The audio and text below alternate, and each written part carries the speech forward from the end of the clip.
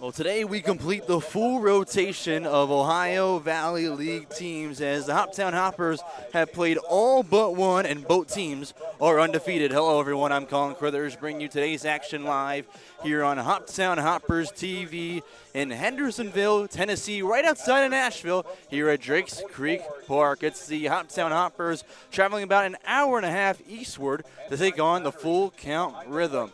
Last night, it was an impressive win as the Hoppers moved to 4-0 over the Paducah Chiefs. A 10-5 victory. We crowned Declan Riggs our player of the game as he's batting cleanup today. We'll get to that here in a moment with the rest of the lineup, but a good 10-5 victory. Hudson Hamilton on the mound, followed up by Carson Knowles, and then Gage Montes with a few ecstatic defensive plays to keep the momentum over in the Hoppers dugout. But tonight, they've got another really strong test as the Full Count Rhythm 2-0 so far. They've had two rainouts. One of the games they did start against Paducah. They were trailing against the Chiefs in opening night. Did not finish that one. Then last night they were rained out before the game ever even started. But we're just about set here for first pitch. Let's take a look at the starting lineup for Hoptown. In the leadoff spot is Cole Reynolds, and right behind him, Chance Sweeney playing right field, Evan Jacob in the 3. Declan Riggs cleanup spot today with Reed Hayes in the 5. Behind him is Caden Slaughter, Cade Wall, Carson Knowles, and the round things out for the Hoppers, it'll be Alex McGuire. On the mound to start things off for Full Count Rhythm, it'll be number 22, Caleb Pika. To get things rolling as we're just about set for first pitch here at Drakes Creek Park. Cole Reynolds in the box on the right side, battling the lefty. First pitch is above his head for ball 1. Hoptown sporting their black tops today with the white pinstripe as Full Count going with their light blues. The 1-0 pitch coming in on the outside half just misses for ball 2. Kilpika, a lefty as we mentioned on the mound, stands 6'7". As he now goes for the windup with the 2-0 pitch. And just misses. 3 balls and no strikes to start off Cole Reynolds, who went 1 for 4 in yesterday's game. He also reached via the walk. Probably has the red light right now. 3-0 pitch is right down the middle for strike 1. Akila Pika, 6'7", 200 pounds. He's from here in Nashville, Tennessee, where he attended Overton High School. Just finished up a redshirt junior year at Lipscomb. The 3-1 is outside, and Reynolds is aboard with the walk. He just finished up his redshirt junior year with Lipscomb, where he was majoring in kinesiology, but now he's going to be actually in the transfer portal looking for a new home. So he's one of those summer guys who is battling for something more than just reps right now. He's battling for a new home. Stepping up with the plate now is Chance Sweeney, who went 3 for 4 in yesterday's game. First pitch that he gets is another ball upstairs. And Pika, being 6'7", is struggling to get down on the mound right now. He's got the velo uptick, but hasn't paid off yet. The 1-0 misses again above the letters. 2 balls and no strikes to 2-hole batter Chance Sweeney. Pika now set from the stretch. Looks over at Reynolds, now delivers to the plate. This one out towards left center field. Plenty shallow, and the shortstop, Joel Chandler, will track it back. No one's covering second. And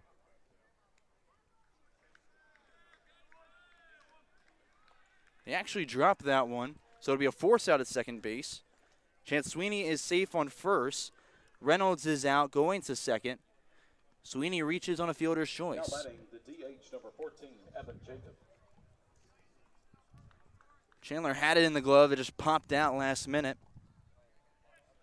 So now 1 out away here in the top of the first. At the plate is Evan Jacob. Foul tip on the first pitch he sees. Gets off the arm of today's catcher, Barrett Brown, who's a high school graduate, committed to play D1 ball next year. And the outfield for Full Count from left to right is Gabe Jenkins, Rylan Moses, and Nathan Rowland. Take a look at the infield after the 0-1 comes in. Misses upstairs, even as count at 1 apiece. And the infield for Rhythm at third base is Cam Suggs. At short is Joel Chandler.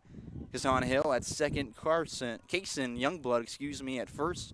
And again behind the dish, Barrett Brown. 1-1 from Pika in to Jacob. He leaves it low for a ball.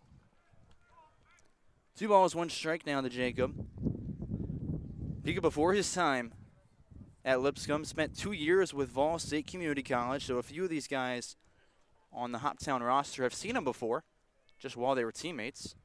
Another one misses low. 3 balls and 1 strike. So right now, in 10 total pitches,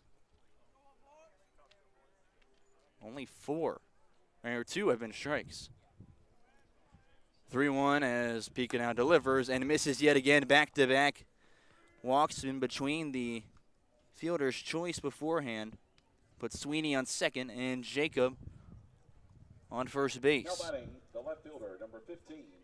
Correction, first baseman, number 20, Declan Riggs. So again now at the plate is Declan Riggs in the cleanup spot, playing first today. He was the player of the game yesterday with about 3 RBIs and 3 runs. Runners on first and second with 1 out. First pitch is a called strike, and for the first time today, Pika has a first pitch strike.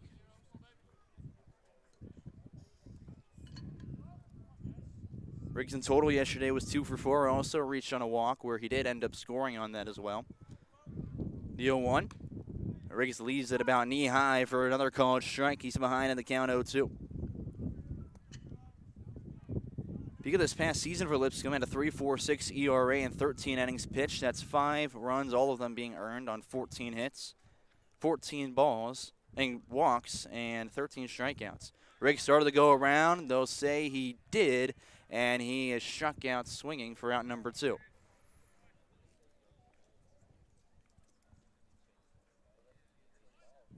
Two outs away here in the top of the first. That'll bring up Reed Hayes, the left fielder. Did not play in yesterday's game, got the off day.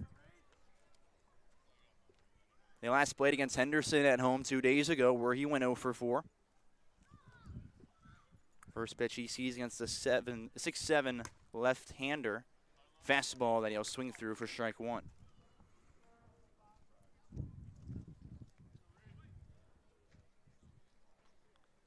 So everyone takes a moment to reset.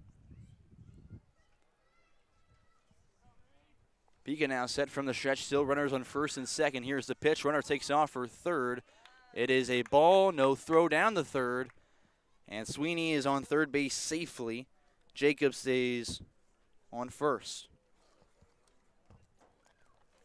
Will go down as a steal for Sweeney, the first of this ball game. Counts 1-1. And it's a called strike on the outside half to make it a 1-2 count against Hayes.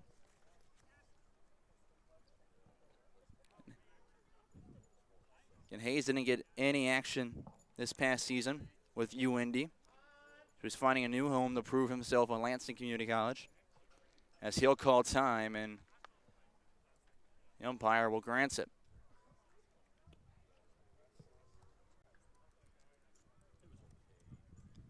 And Reed Hayes, a righty from Roanoke, Indiana, who stands 6'2", 200 in the right-handed box.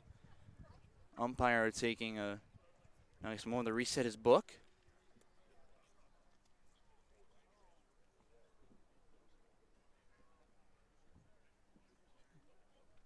And after who knows what the delay was, we're back to action. Runners on the corners with 2 outs here in the top of the first. The 1-2 pitch is just too far outside, evens the count at 2-2. Pika thought he had it, just didn't run it enough left side there. Really good miss on that pitch, just didn't fool Hayes. Still runners on the corners. The 2-2 runner takes off for second. It's a called strike 3 against Reed Hayes to end the inning. So will not be a steal for Evan Jacob. And that'll do it for the top of the first. No runs come across. It's still a 0-0 game as we head to the bottom of the first. We'll see who's on the mound for Hoptown when we return.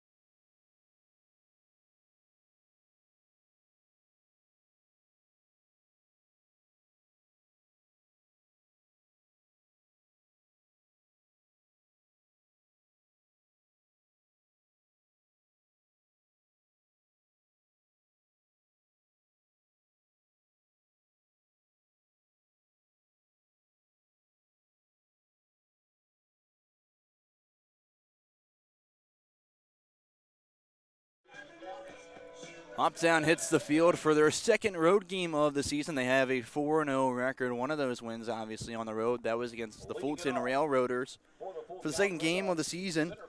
And on the mound right now to start the game for the Hoppers is a name you probably will not recognize. It's John Michaels, and you don't recognize it because he's just joining the team today, just the pitch. So again, we talked about it on the broadcast yesterday if you were with us. This team has very limited amount of pitching, though the pitchers they do have are very, very good. They don't have a lot of depth, so they're bringing in guys left and right to hopefully give them a few innings. One of those right now is John Michaels. Here's how he'll start the day with his first pitch. Is a fastball called in the upper half of the zone. Michaels just finished high school, just graduated, and is now committed to play at Columbia State Community College. He's a righty on the mound as he delivers the 0-1 pitch from the right side, and he gets him swinging and missing. No balls and 2 strikes. He battles Rylan Moses, the center fielder, at the plate. Moses just finished up his freshman year at Trevecca Nazarene. There's actually 4 guys on this team from that school. As now Michaels, the 0-2, and just misses, painting the corner. Decent miss, doesn't get him to go after it. 1 ball and 2 strikes to begin the bottom of the first. And Mo's one of 4 guys from Trevecca Nazarene because their head coach for Full Count is an assistant coach at Trevecca Nazarene right in downtown Asheville. The 1-2 just misses the corner again. That one almost skipped up in the turf here.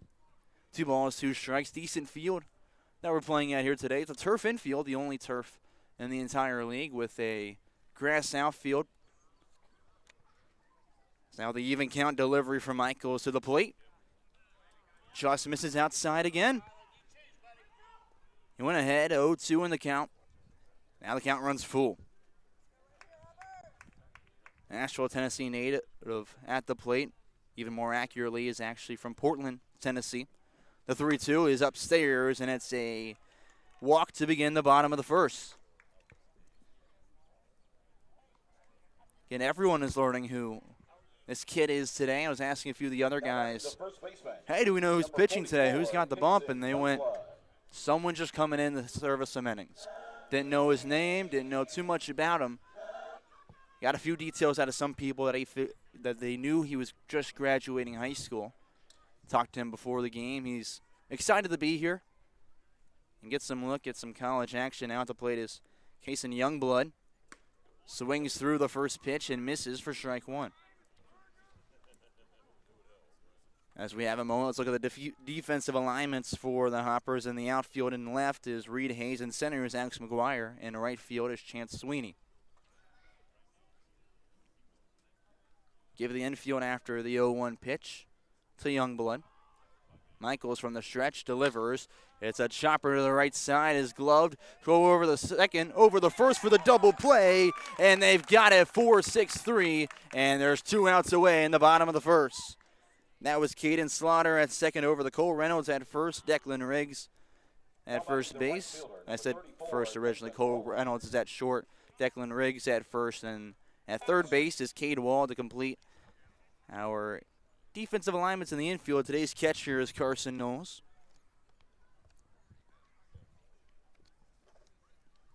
And the plate in the 3 spot, Nathan Rowland, his first pitch. Attacks out towards right field, and Chance Sweeney takes about 3 steps to his right, and that'll do it. Back-to-back pitches for 3 outs, and it's still scoreless here at Drakes Creek Park as we head to the second inning.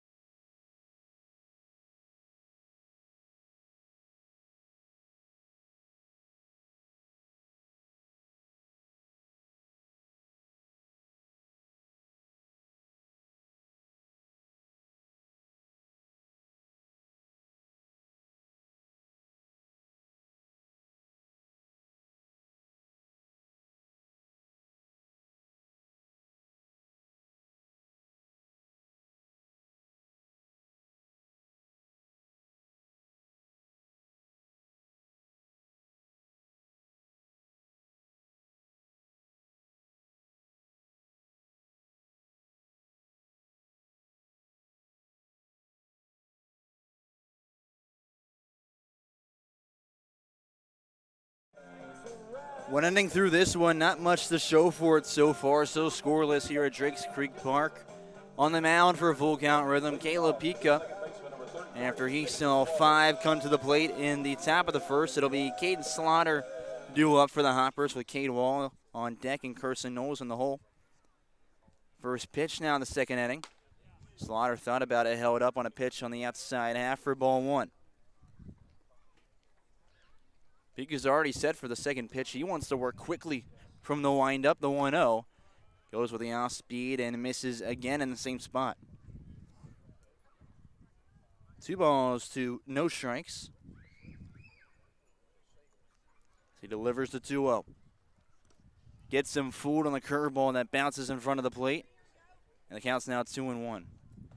And Pika spent time at Vol State Community College, where in his freshman year, he actually made 12 appearances and then 15 appearances with the Pioneers in his sophomore year. He redshirted his first year with Lipscomb and then had the season he just did with just over 3 ERA. Slaughter with a shot out to right field lands in front of Rowland for a leadoff single. Now batting the third baseman, number 1. So first hit of the day in this early ball game for Caden Slaughter. That'll bring to the plate Cade Wall. Wall 1 for 3. In his last game when they played Henderson 2 days ago, first pitch swung on and found backwards into the netting. Did also have a walk in that game. Yeah, talking about the field a little bit more, the backstop is just netting, and Kirsten Knowles actually came out before the game started to test out how a ball would bounce off it. Would it go far? Would it die off of it as the next pitch comes in as a called ball? Evens the count 1-1. He noticed that on the actual netting itself, it slung out a little bit. Didn't necessarily die, but didn't shoot off and back out near the pitcher's mound as the 1-1 comes in. Skips into turf for ball 2. However, there's also metal poles that are holding up this netting. And when he threw it off that, it went almost near past the pitcher's mound. So if we see something ridiculous like that, be ready for a wild goose chase on the base pads. 2-1 pitches outside, makes it 3-1 against Cade Wall. Again, runner on first base, no outs in the top of the second. Still scoreless here in Hendersonville, Kentucky, in Tennessee. Wow.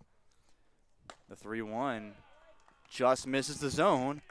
And that's walk number 3 of the day against Pika. Catcher, number 6, Carson Knowles. So in the 8th spot, Carson Knowles steps up with Alex McGuire behind him on deck. Knowles did not see the plate yesterday. However, he did appear in the game as a pitcher. He was doing what Evan Jacob did 2 nights ago and just giving his team a few innings. He doesn't normally pitch, but got out there, went about 1 2/3 as he squares around the bunt. Goes up the right side. It is under the glove of Pika, and he will reach first base safely. Slaughter's on third. He'll hold up, and that'll blow the bases. A beautiful bunt for Carson Knowles. Should go down as a single, as that was a really hard play. The glove from Pika, especially a guy who stands 6'7", getting all the way down there. There's already 2 singles and a walk here in the second inning. Still no outs, and Alex McGuire, he's got the perfect spot to light things up here in the 9-hole. He was in 9th spot yesterday, and he went 1 for 4 there. First pitch of the day, he swung on and pulled his head a little early, misses for strike 1.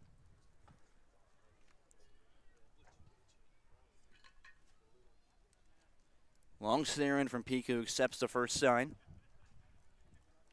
The bases loaded pitch, and McGuire to the right side, out of play. He'll fall behind 0-2. Talking to McGuire pregame as well. He said he's just, getting his swing back. And I said, what do you mean? You've been looking good for the most part. You look good in the spring. And he went, well, the funny thing is they actually messed up my stats. So I asked him, because there's 4 guys from the U.S. Sports University where he attends, and he was the only guy whose stats did not go in correctly as he watches on a college strike on a curveball. He's rung up for out number 1. Bases are still loaded. Now batting the shortstop, number 12. But again, to finish that up, McGuire's the only guy whose stats are wrong on their original page. So instead of what we've probably already mentioned, him batting 259 on the year. It's actually 287 with just over 100 at-bats. So back to the top of the lineup. Cole Reynolds steps up, swings through the first pitch for strike one. Reynolds started the game with a walk in the first.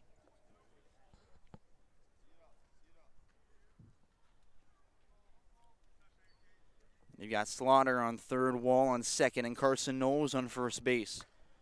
Too far inside. Reynolds dips out of the way. It just misses, clipping him for ball one. 1 ball, 1 strike as Reynolds, tall guy out there. He comes from an athletic family. His father, John Pica, actually played college basketball in Monmouth College, D3 school. That was in 1990 to 1993. 1-1 comes in and misses upstairs to make it 2-0.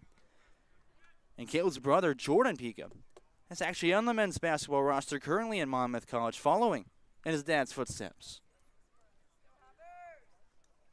Caleb found out that being as tall as he is gives you a lot of power coming down the mound and suck the baseball. That one over on the right side, a grounder goes to second for the first out. They get it, no other throw. A run comes in on the fielder's choice, and the Hoppers take a 1-0 lead. Cole Reynolds is safe, and that was Carson Knowles going to second, who is out. Slaughter scores a run, and Wall moves up to third, as we've got runners on the corners with 2 outs.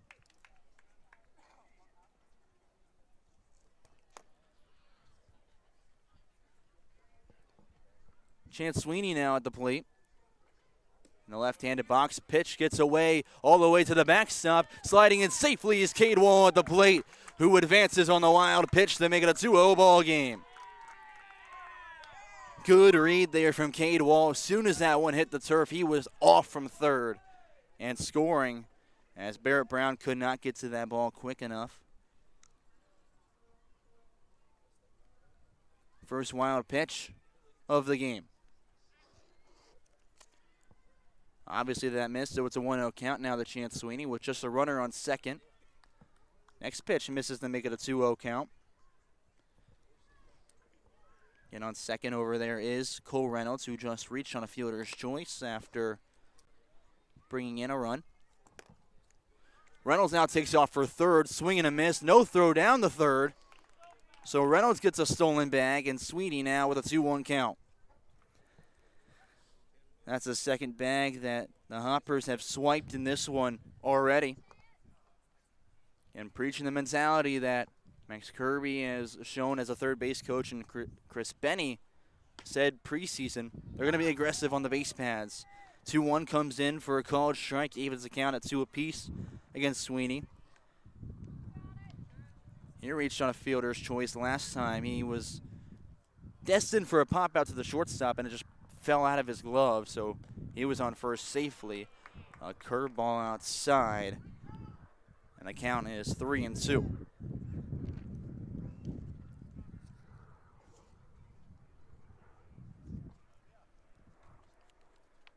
Runner on third, 2 outs.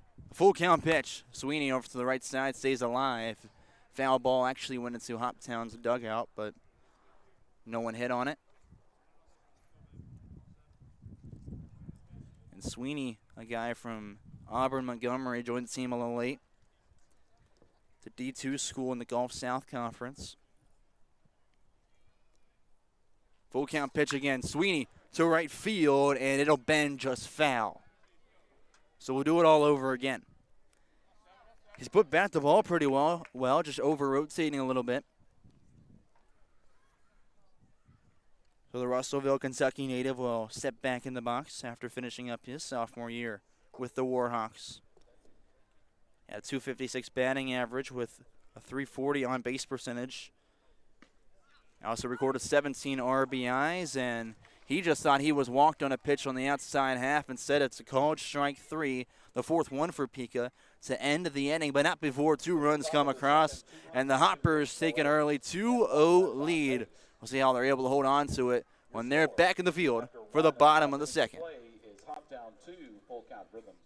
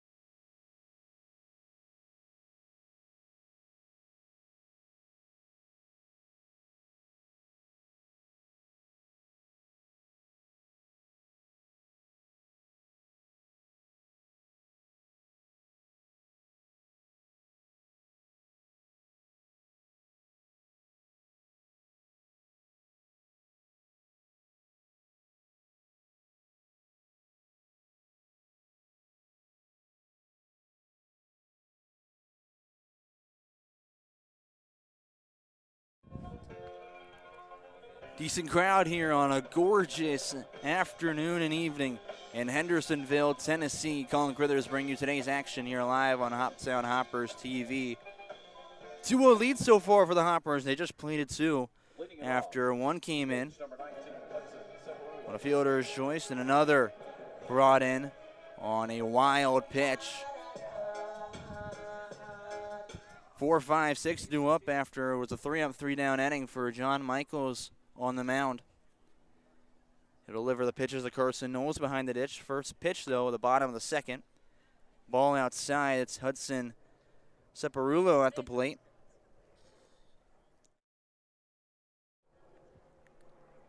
Separulo's the DH in this one for Rhythm. The 1-0 comes in, swings on a blast out towards right center field. Got some good carry, and that'll be a solo home run.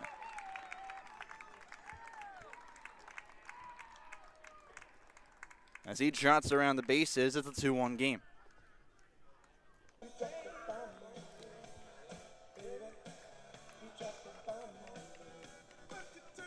Solo home run by the DH, number 19, Hudson Separulo.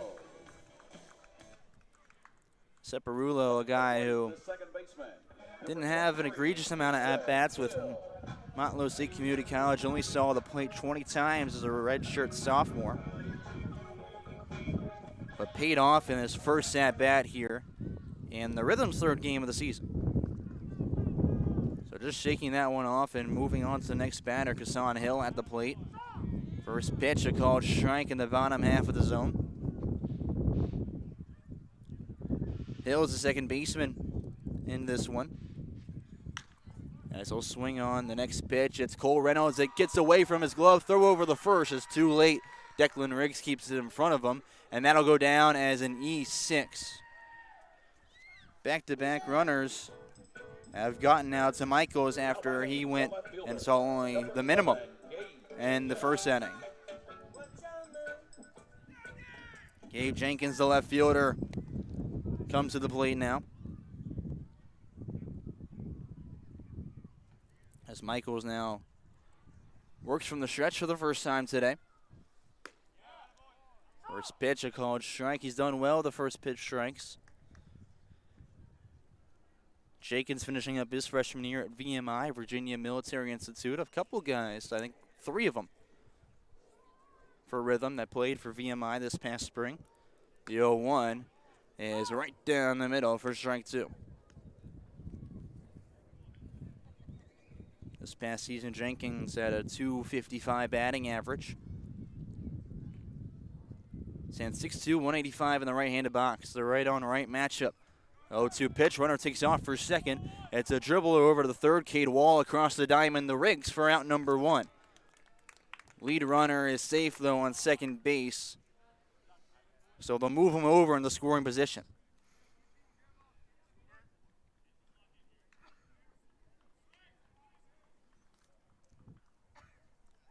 One out now in the bottom of the second inning.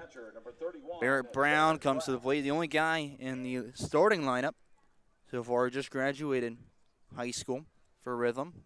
Steps into the left-handed box. John Michaels a couple looks back to second before delivering the first pitch and misses low for ball 1. And Brown committed to play at Bellarmine next year near Louisville, Kentucky. He's actually a switch hitter as well. Runner takes a hop off second.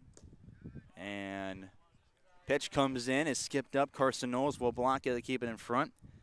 Count runs 2-0. And Brown is a switch hitter at the plate, only throws with his right hand. Stands 6 foot, 185 from Cottontown, Tennessee. 2 balls, no strikes with only 1 out in the bottom of the second. Delivered and misses inside. Brown has a beautiful hitter's count right now. 3 balls and no strikes. He's got Casson Hill over on second to try and tie this ball game. The 3-0 skips up on the plate. Runner stays put on second, and he'll reach on a walk to first base. Now batting third baseman number 5. Runners on first and second. And it's 8 and 9 due up now for the Rhythm.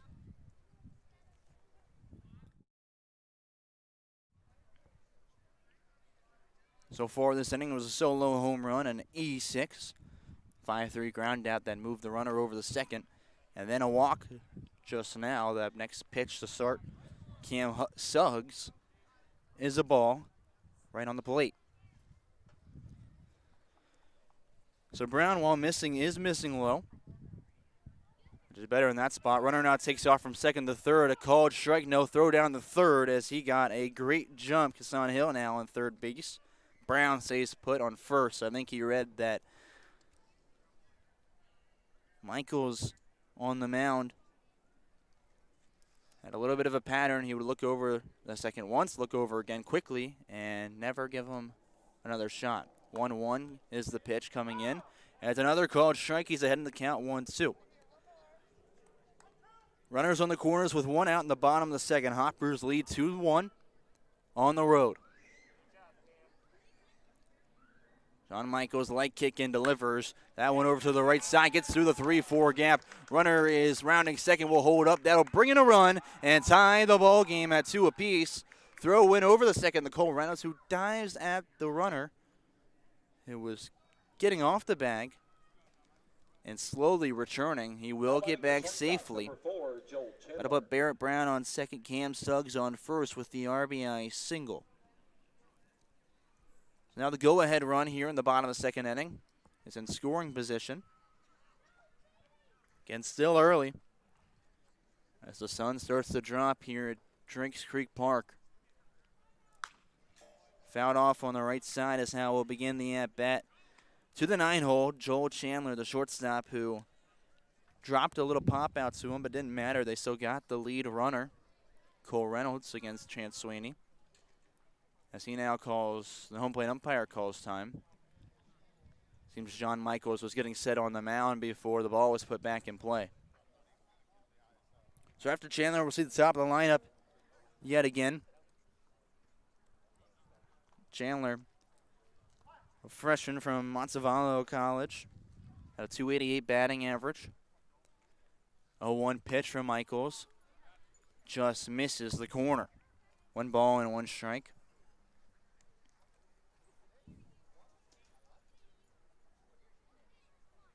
Chandler standing 5'11", attended Orange Beach High School in Alabama. The 1-1. Just outside, and 2 balls and 1 strike. Something you don't always see from baseball players. They're usually majoring in, who knows, there's a lot of business majors, a lot of finance majors. Chandler actually majoring in mathematics. The 2-1. Too far inside, pitch. Cannot find the zone. 3 balls and 1 strike. Michaels now in danger of loading the bases to bring up the top of the order yet again. Long pause. Michaels now to the plate. And he gets a called strike as it paints the corner.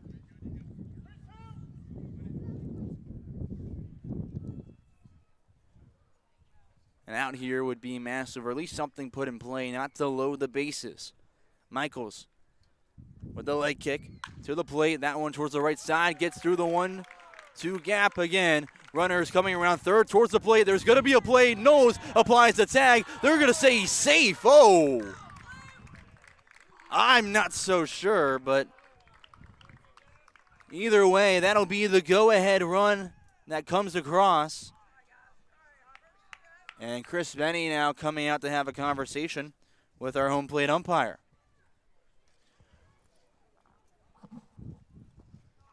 Great throw from right field. That's Chance Sweeney out there.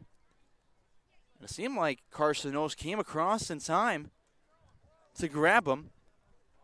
Umpire had a decent position on it. Benny just wanted an explanation, won't fight too much. So runners still on first and second with only 1 out in the inning. That'll go down as an RBI single for Joel Chandler. Now batting. Cam Suggs now steps on second. That was Barrett Brown that came across to score the 3rd run of the inning. Rylan Moses back to the dish for his second at-bat of the day. He started the game with a walk against Michaels. First pitch, his second at-bat swung on and down the right line. Land just foul before Declan Riggs can grab it.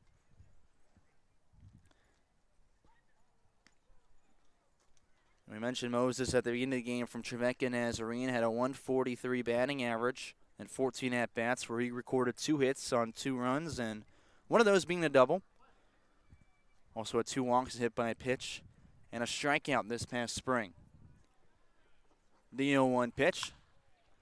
Pop fly towards left field. It's shallow. Reed Hayes lets it drop in front of him and will not be able to get the lead runner at third base. No way he was going to be able to catch up and catch that ball in the air. So he does the smart thing by letting it drop. But Cam Suggs, who was going from second to third, was far enough off the bag that there was no chance for a play at third base. So bases are loaded yet again with still just 1 out in the bottom of the second.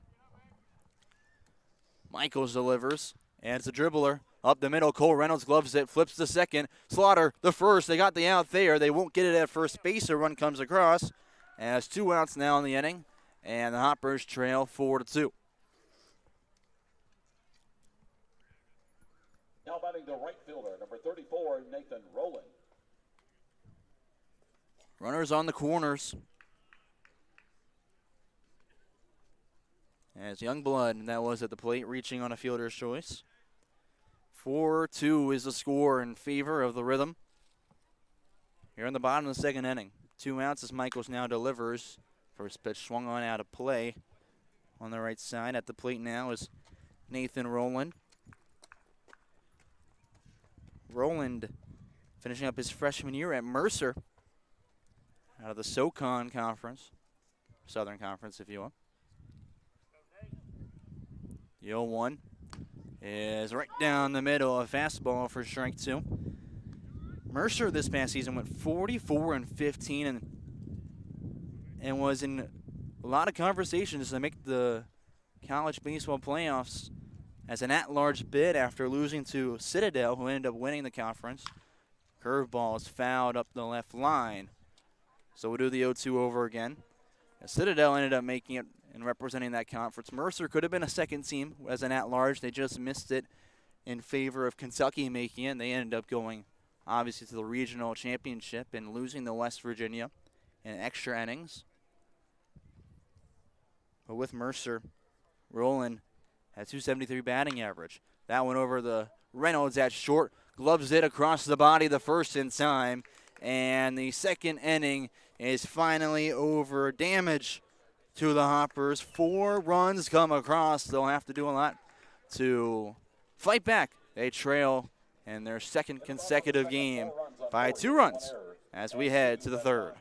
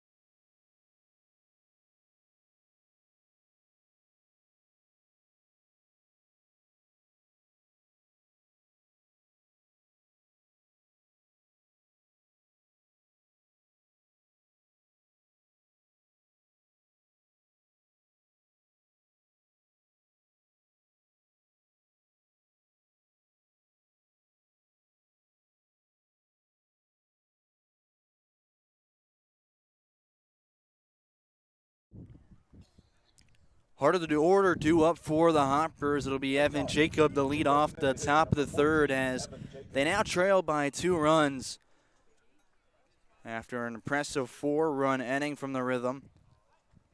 And they earned most of that, only 1 walk against John Michaels.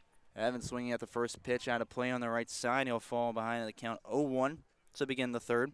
Yeah, only one walk from John Michaels. Everything else, for the most part, was earned or an error behind him.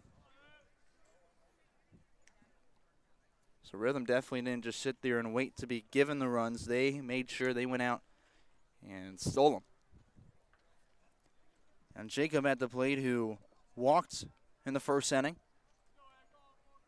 He's got Declan Riggs behind him and Reed Hayes in the hole. The 0-1 pitch. Fouled off into the netting backwards. It's no balls and 2 strikes here to begin the third. And Evan Jacob, one of those guys who was at the U.S. Sports University, and he was actually just finishing up his sophomore year, but as a freshman, he was named the team MVP.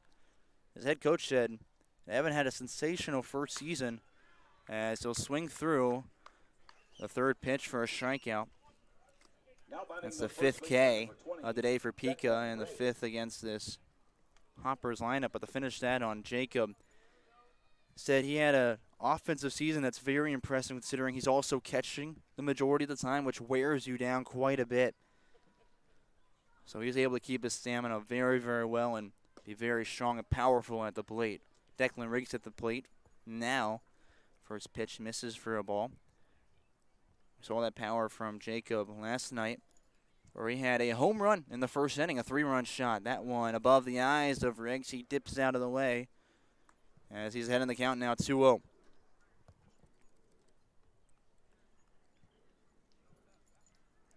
Riggs had transferred now to Mission University at a .240 batting average this past year. 29 hits in 121 at-bats. Saw the plate 147 times, 147 plate appearances. That is to be perfectly clear. Next pitch comes in and misses to make it a 3-0 count. Pika, the lefty, now delivers and can't find the zone. He gives Riggs the free pass. So Riggs, after striking out in the first inning, gets on for the first time today with just 1 out here in the top of the third. Reed Hayes approaches the plate.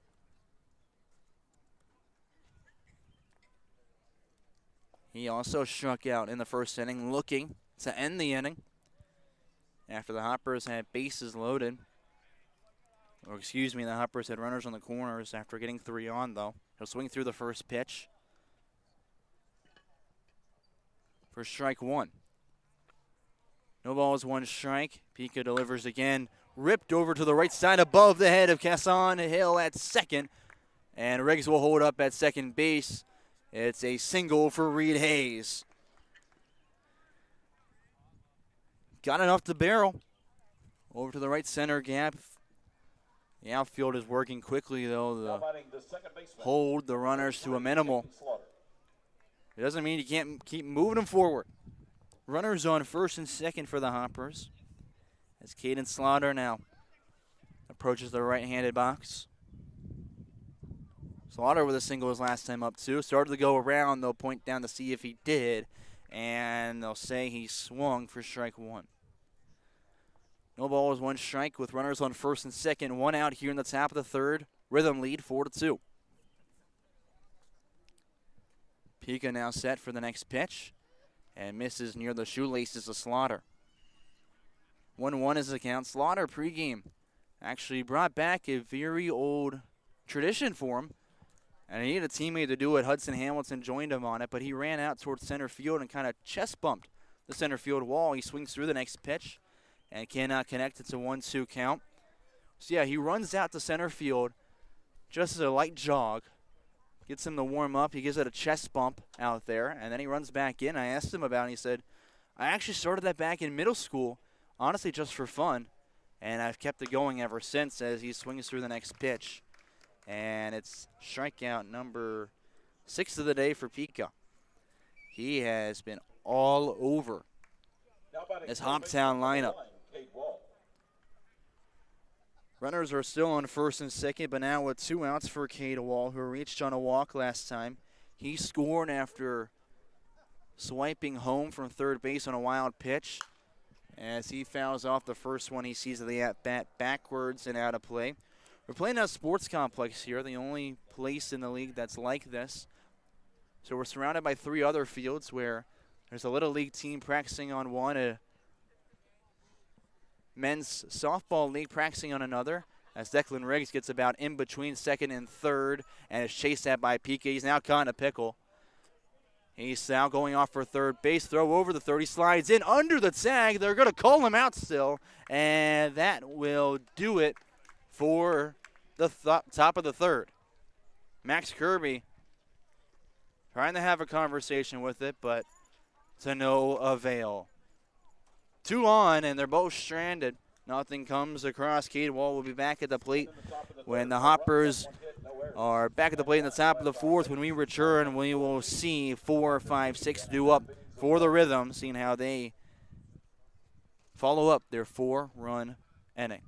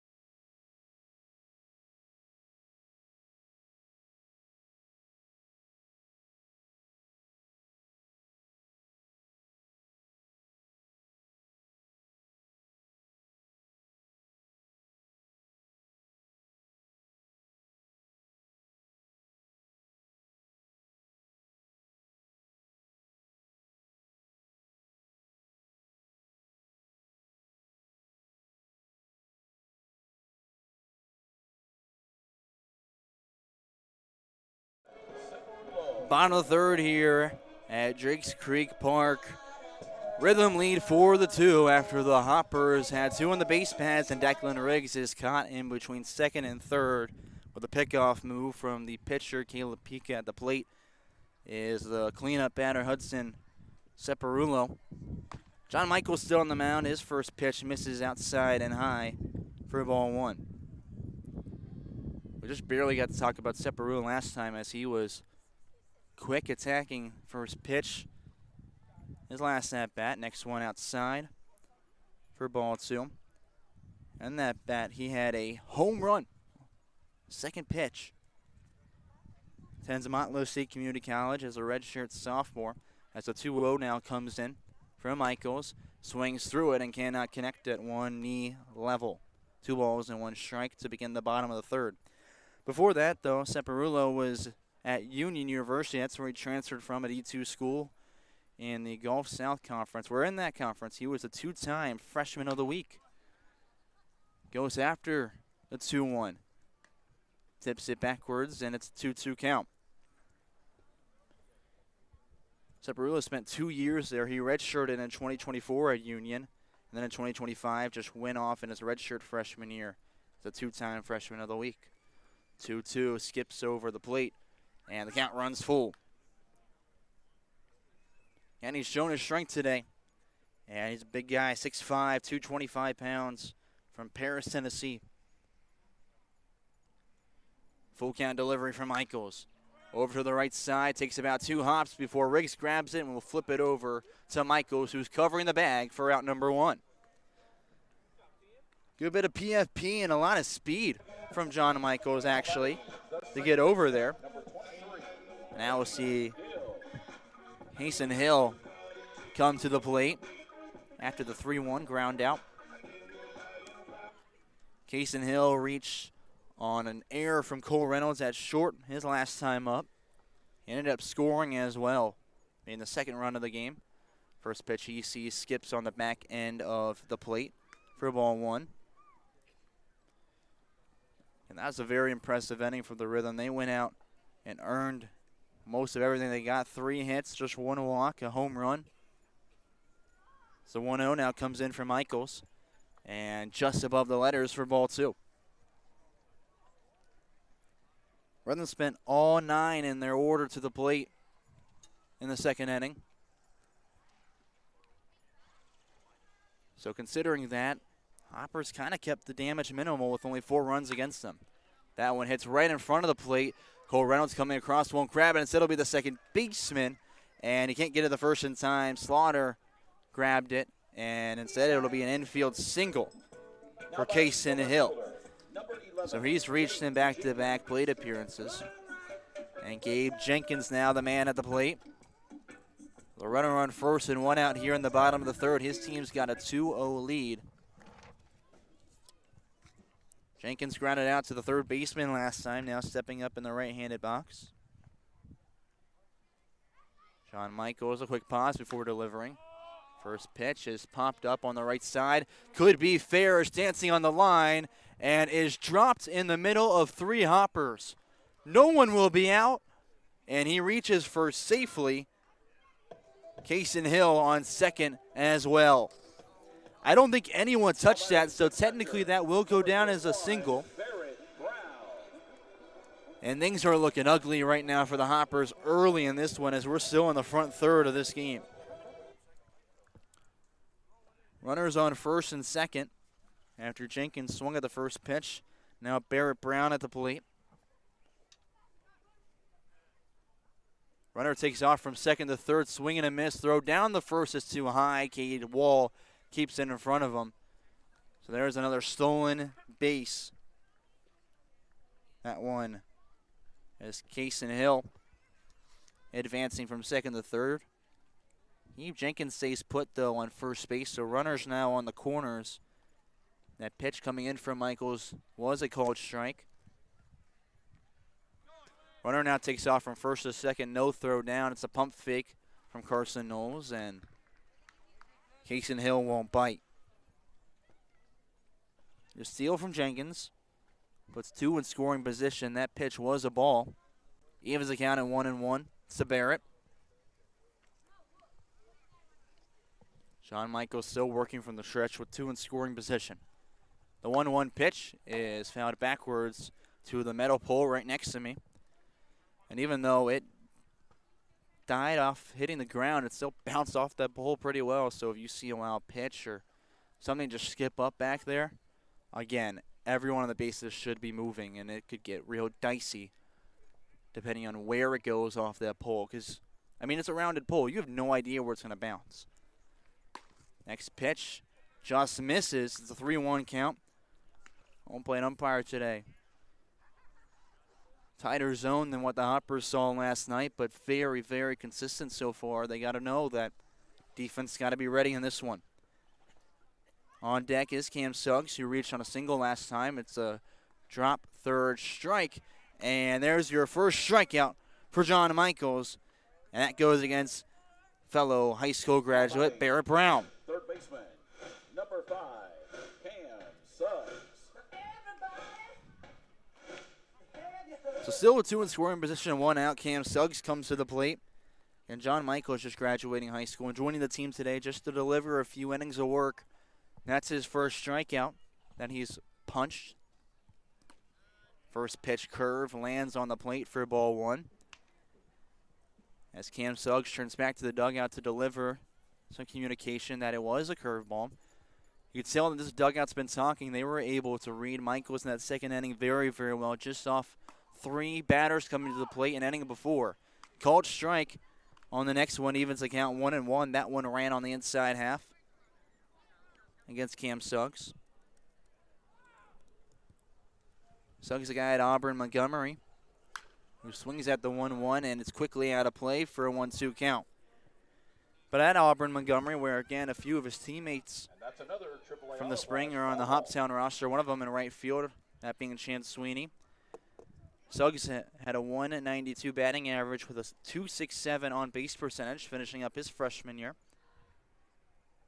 Greenbrier, Tennessee, as the pitch misses, and the runner on third got a little greedy and decides to retreat back to the bag safely.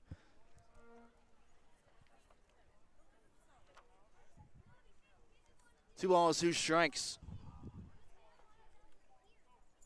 With a pair of outs.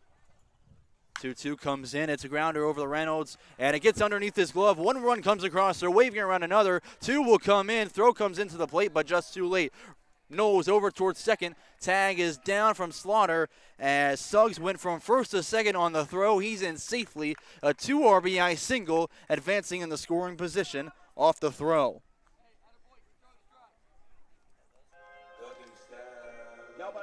Two more come across. It's a 6-2 game. And I really like what I just heard from the Hoppers dugout. Again, I've said it a few times already, but I'll re-emphasize it here. John Michaels just graduating high school, joining a team where doesn't know all these guys, doesn't know the competition. It's his first look at collegiate baseball. And his dugout just reminded him, hey, you're doing your thing. You're throwing strikes. That's all you can do. He does start the next at-bat with a ball.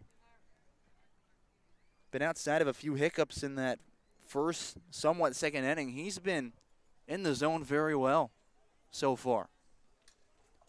The 1-0 pitch to Joel Chandler, now delivered, and it's low, blocked by Kirsten Knowles for ball 2. Chandler in the 9th spot. We'll see the top of the lineup yet again. And 3 more behind Chandler come to the plate. It'll be a replica of that second inning where all 9 saw Michaels.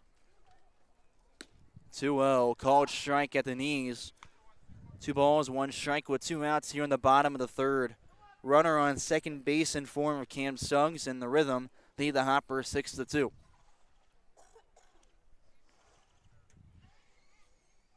Long pause from Michaels. 2-1. It's a check swing, fouled off to the right side. Evens the count at 2 apiece. And Michaels could be a little nervous going into this one, knowing that these are quote-unquote the big boys. But he's handled himself well, has gone after batters the entire time, hasn't been scared off them, even after giving up a few hits and a home run in this one. Gets Chandler the chase at one. That's low. He'll tip it off to stay alive and keep the bottom of the third going. They've already played it 2 and lead the Hoppers by 4. It's the biggest deficit so far in this early season against Hoptown. 2-2 pitch again. And it's a curveball that gets off the back of Chandler, hit by pitch as he's on safely. Cam Suggs still on second base. As now 2 on with 2 outs. That's the first hit by pitch for John Michaels. He'll hit the top of the lineup for the 3rd time today with Rylan Moses. But before that, assistant coach Max Kirby takes a quick trot out to the mound to discuss with his new pitcher. We've talked about some of the stuff from Kirby. Today he returns to this team after spending a year as a grad assistant at Freed Harmon, where he also played as a right-handed pitcher and infielder. So he's bringing that right-handed pitching experience at the college level right here to Hoptown. Let's take a look at how this inning's unfolded so far. It was Hudson Separulo in the 4 spot who began with a ground out to the first baseman. And then after that, a single and another single. And then a strikeout against Barrett Brown. After that was another single from Cam Suggs that brought in 2 runs. He advanced to second off the throw from the outfield. He still stands there after Joel Chandler was just hit by a pitch. And we now see the top of the lineup yet again. 6-2 was the score. As Michael still stands out there, the first pitch as he prepares to face Moses for the 3rd time. Delivered. And it's low, gets away from Knowles. No one moving forward. Still runners on first and second. 1-0 count to Moses. It's been a walk and a single for Moses so far.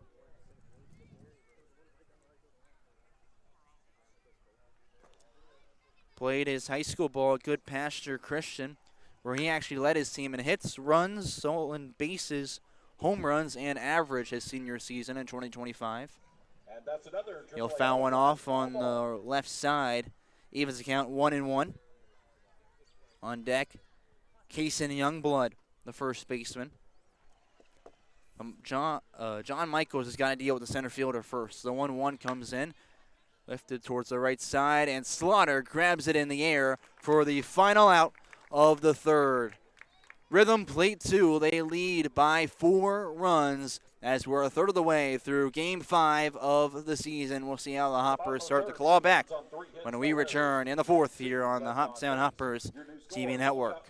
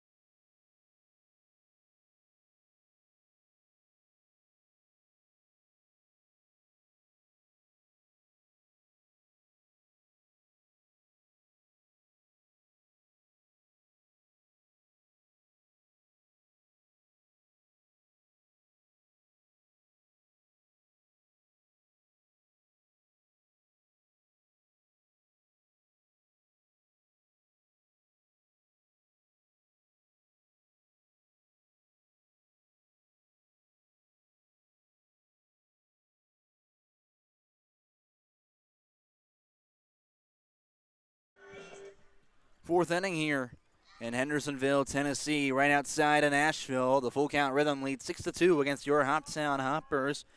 To begin the inning is Cade Wall at the plate. The first pitch he sees from the 6'7 lefty is fouled to the right side, and it will just be out of play. No, it'll be caught. He reached over the fence and grabbed it after the catcher was yelling out to him that he didn't have any room there. He said it's one pitch, one out. A nice grab there from the first baseman, Son Youngblood. So one away quickly for the 7 spot. Now Carson Knowles comes to the plate. Got a single back in the second inning. His first pitch of the at-bat. Misses for ball 1. Caleb Pico still getting his work out there. He's the starter in this one, and it's been phenomenal. As the next one misses. That's the only thing that's really killing him, though, is his efficiency at the plate has not been fantastic. He's thrown a lot of first pitch balls and had to work back in counts. He's been saved by an aggressive lineup in their at-bats.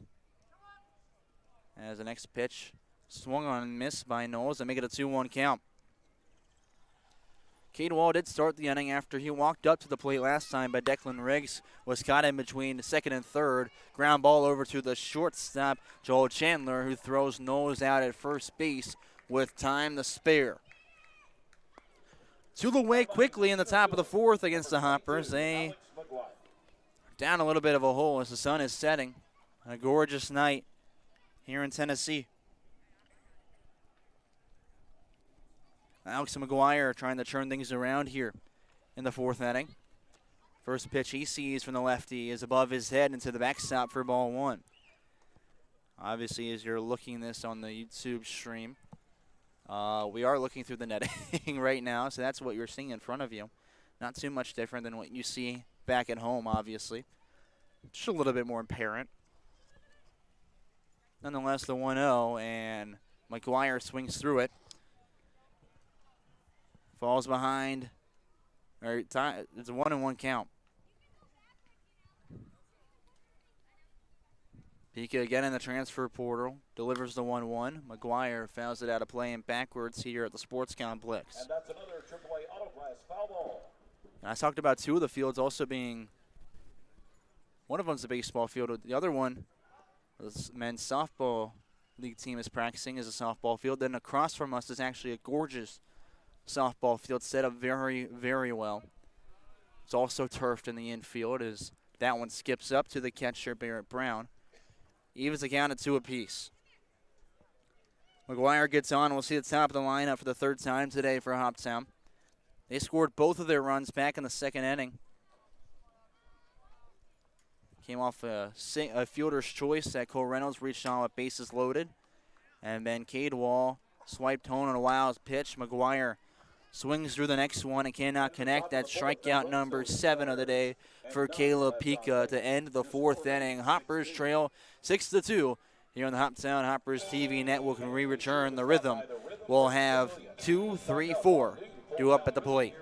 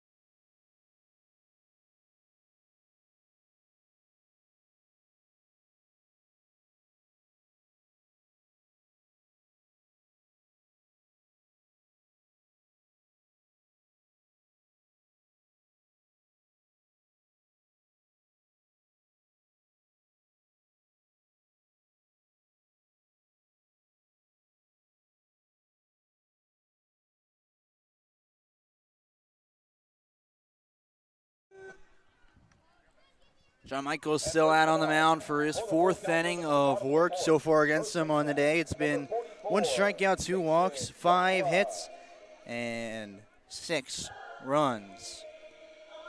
On the mound against him, though, for the full count Rhythm is Caleb Pika, who's delivered now it'll be 7 strikeouts. Got to update that.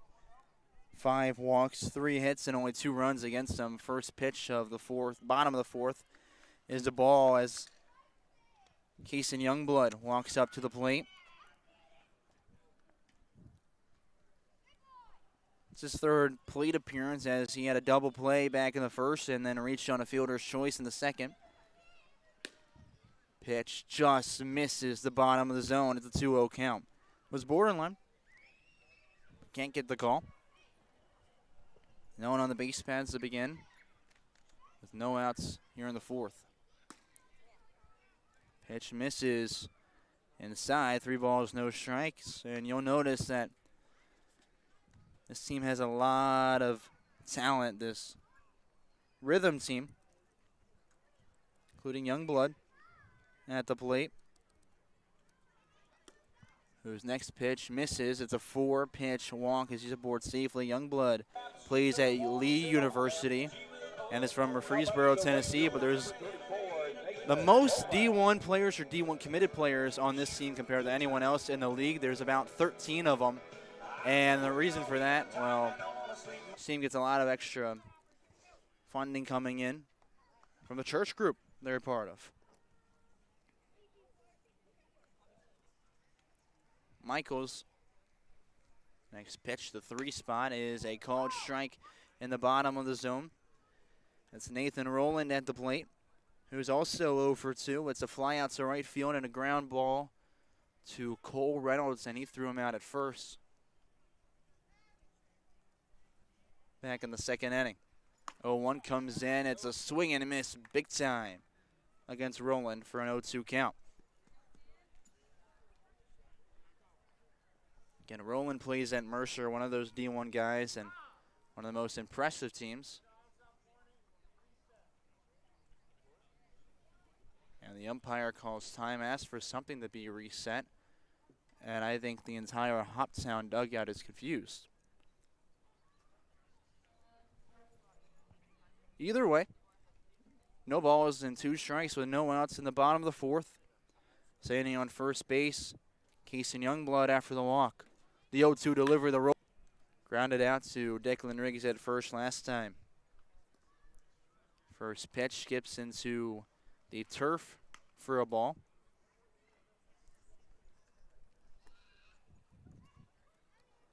Separulo, redshirt sophomore who transferred from Union and now plays in Motlow State Community College.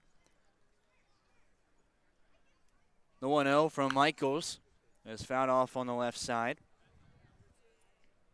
But again, we're talking about the talent at the beginning of this inning. They are funded by a church group, but it's very obvious when you look at the history of this league. They joined, that being Full Count Rhythm, joined the league in 2021, and they've won the league 4 of the past 6 years, including last year.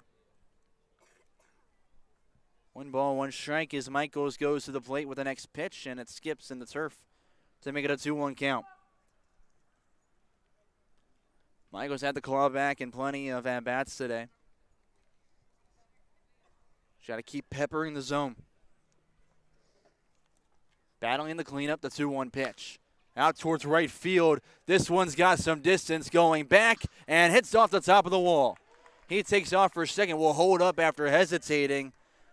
Kason Youngblood went from first to third on the single. Runners on the corners with 1 out.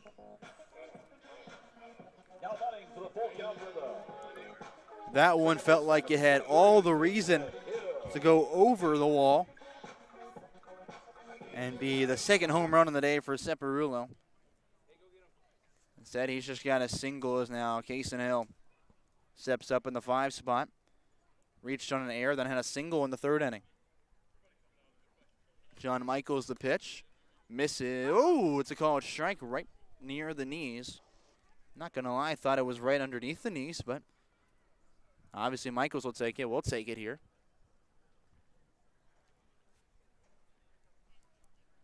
Now set from the stretch. The 0-1. That one is below the knees. It was down the heart of the plate, though. 1-1 count. Hill plays his college ball at Samford. Or coming out of high school, that being Middle Tennessee Christian High School, he's actually ranked the 3rd outfielder in the state of Tennessee by perfect game. That one over to the left side, gets by Cole Reynolds at short. 1 run comes across, and an RBI single for Hill makes it a 7-2 game.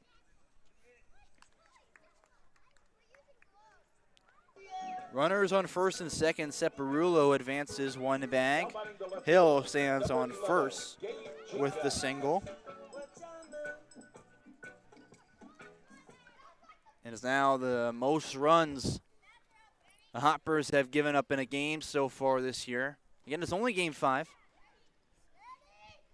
But definitely the one they've struggled in most. Batter squares around and pops it onto the top of the netting of the backstop for strike 1. That's Gabe Jenkins at the plate, who's now in an 0-1 hole. Jenkins grounded out to the 3rd baseman, Cade Wall, and then had a single an inning ago in the 3rd. Anytime we're talking about any of these guys so far, they've seen the plate in almost every inning. They've got 7 runs on 9 hits. 0-1 pitch. And Carson Knowles slides over to grab it as it was plenty outside. Evens the count in 1-1. Jenkins, a native of Mechanicsville, Virginia, where he played at Hanover High School. He's a 4-sport athlete. Next pitch, a called strike on the outside corner. 1 ball, 2 strikes against the right-handed hitter. Benny was a 4-sport athlete in high school, obviously played baseball, but he also was a track star, played football and basketball. Won the state championship in Virginia in 2023 in baseball. Next pitch misses his shoe by about an inch, and he was accounted 2 apiece. So he was a state champion in baseball in 2023. But he also in track holds the 3rd fastest indoor time on a 55-meter dash at 6.72 seconds.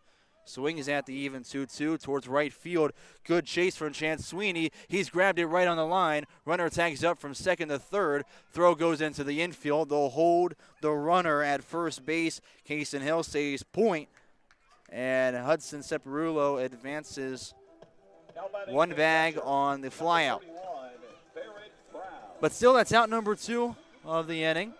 Much needed for Michaels as he's only given up 1 run so far in the inning. He's got runners on the corners with 2 outs. Here in the bottom of the 4th, his team, the Hoppers, trail 7-2 on the road. Runner takes off from first to second. Throw all the way down. Reynolds is in front of the bag, so no tag obviously applied. They were looking against Separullo maybe coming home. He stays put. And that'll be a stolen bag there for Hill. The 3rd stolen base of this game. For the Rhythm, the 1-0 comes in and misses eye high. 2-0 is the count. Yeah, we're talking about the field here. You might be able to see on your screen at times when we go to the wide view. There's an HHS behind the plate. This is also the home of Hendersonville High School.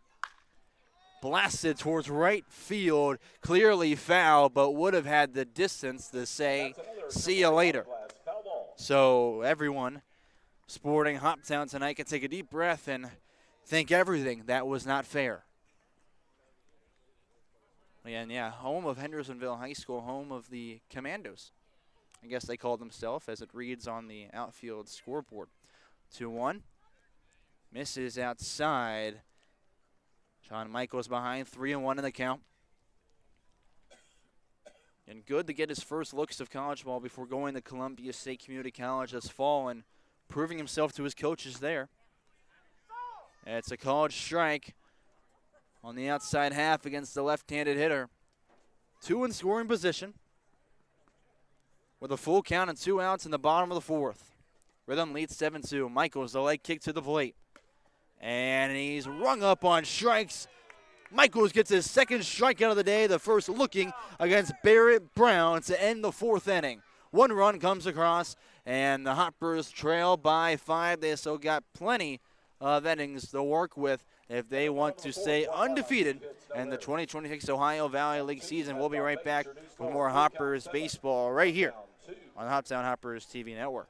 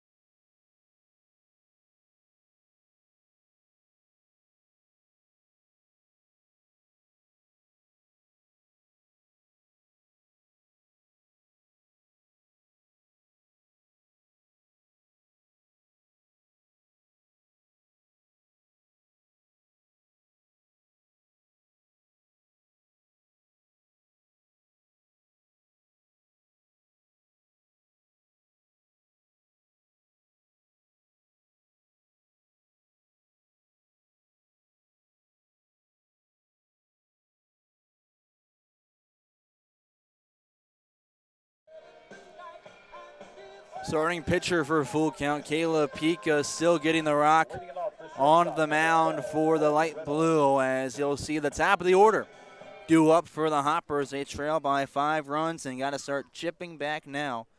If they want a shot in this one, it'll be Cole Reynolds for his 3rd plate appearance of the day. He's reached twice, once on a walk and once on a fielder's choice that brought in a run. First pitch of the 5th, it's a called strike against him.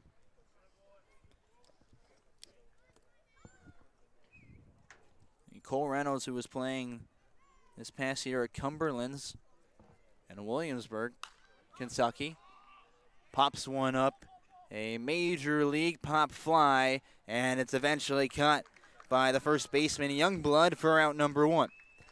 Now batting the right Not fielder, only has the Hoppers struggled at the plate, the most they have all year long, again against a really talented pitcher who just finished up a year playing Division I baseball at Lipscomb, but they've also been very, very quick through at-bats. It's something that's worked for them very well the last few games, being aggressive at the plate. They preach that that's what they want to do, is be aggressive all year long, no matter what it comes to.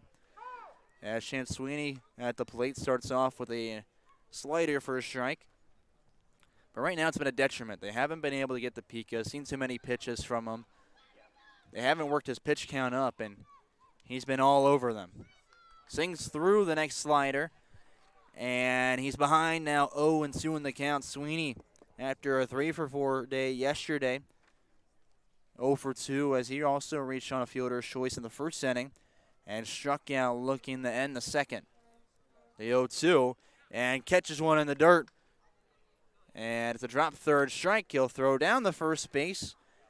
And there is strikeout number 8 of the day against the Hoppers. So out number 2, as Evan Jacob, the DH for the Hoppers, comes to the plate. If you were with us last night, something that Chris Benny said they wanted to clean up was their base running. Well, haven't been able to get on the base pads much today as the first pitch against Jacob in the at-bat misses high. I think the big thing tonight will be the strikeouts, 8 of them against them. They've been weird with their selection they've gone for tonight. Next pitch also goes to the backstop. That one above the helmet of Evan Jacob. Counts 2 balls and no strikes. Jacob only 1-for-4 yesterday, but did have that 3-run homer in the first. Today so far, it's been a walk in the first inning and a strikeout to begin the third. 2 outs here in the top of the 5th. It's that curveball again, and it falls in the zone for strike 1. It's a hard pitch to read and grab as it's got plenty of vertical movement. The 2-1 goes back to the curb and doesn't fall in the zone. Broke too late that time. Jacob has a hitter's count 3-1. Usually you go to that fastball or changeup here, but with the way the Hoppers have been hitting, you could go back to that curveball as he goes fastball upstairs and walks him. But you could go back to the curve considering you've got a cushion for it. Now batting first baseman, number 20. It doesn't mean you ever want to give anyone up the free pass, but you can definitely afford it right now. Either way, it's now a walk, and Declan Riggs now up at the plate after walking in the 3rd inning. First pitch he sees in the turf and off to the left side from Barrett Brown, not too far from him. So Jacob will hold point. It's a 1-0 count. Riggs got off second base a little too much. Back in the 3rd inning, Pika stepped off the bag and chased him over, got him in a pickle where he was thrown out, sliding in the 3rd base to end that 3rd inning. Here on the top of the 5th, after a pickoff move, the first is unsuccessful. 2 outs with a 1-0 count, runner on first.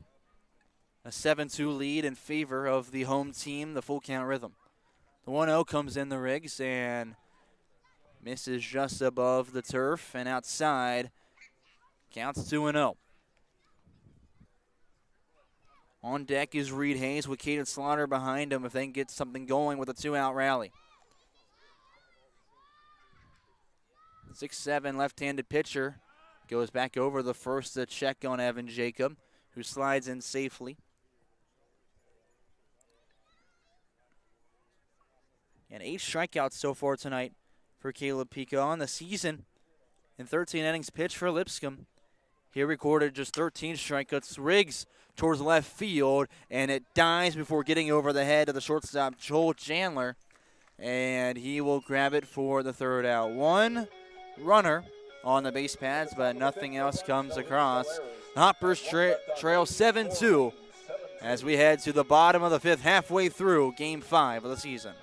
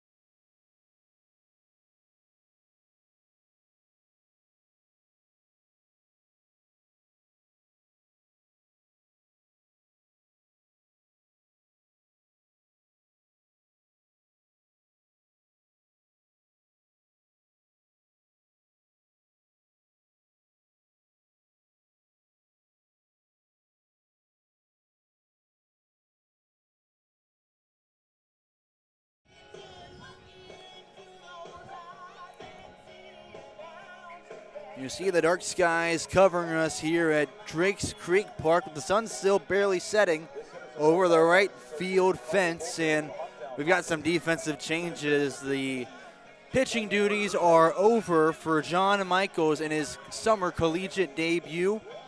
He went 4 complete innings with 2 strikeouts, 2 walks, 9 hits, and 7 runs against him.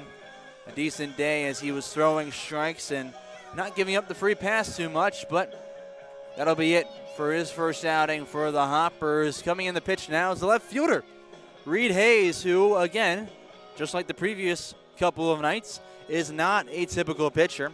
Reed Hayes has played left field every game that he's been in. And Evan Jacob, no longer the DH, he will now be the catcher. As well in left field, taking over for Reed Hayes will be Easton Beatty. So I believe how this will work in the lineup is Reed Hayes would stay in the 5 spot. And Evan Jacob will be no longer the DH, but obviously the catcher as he's now in. And Easton Beatty would sub in technically for Carson Knowles in the 8th spot in the order. First pitch for Reed Hayes as a college pitcher. It's a brand new term for him. As he's just pitching for the stretch, it's a ball. Second one runs inside, 2-0 count at the plate right now. He's facing Cam Suggs in the 8th spot, who's had 2 singles so far today. He has scored on one of them as well. 2-0 pitch. Runs inside again, 3 balls, no strikes for Reed Hayes. And his team already trails by 5, and they seem pretty deflated in the dugout right now. That's the most deflated I've seen them all year. 3-0, called strike as he's in the zone for the first time as a college pitcher. God, that's so weird.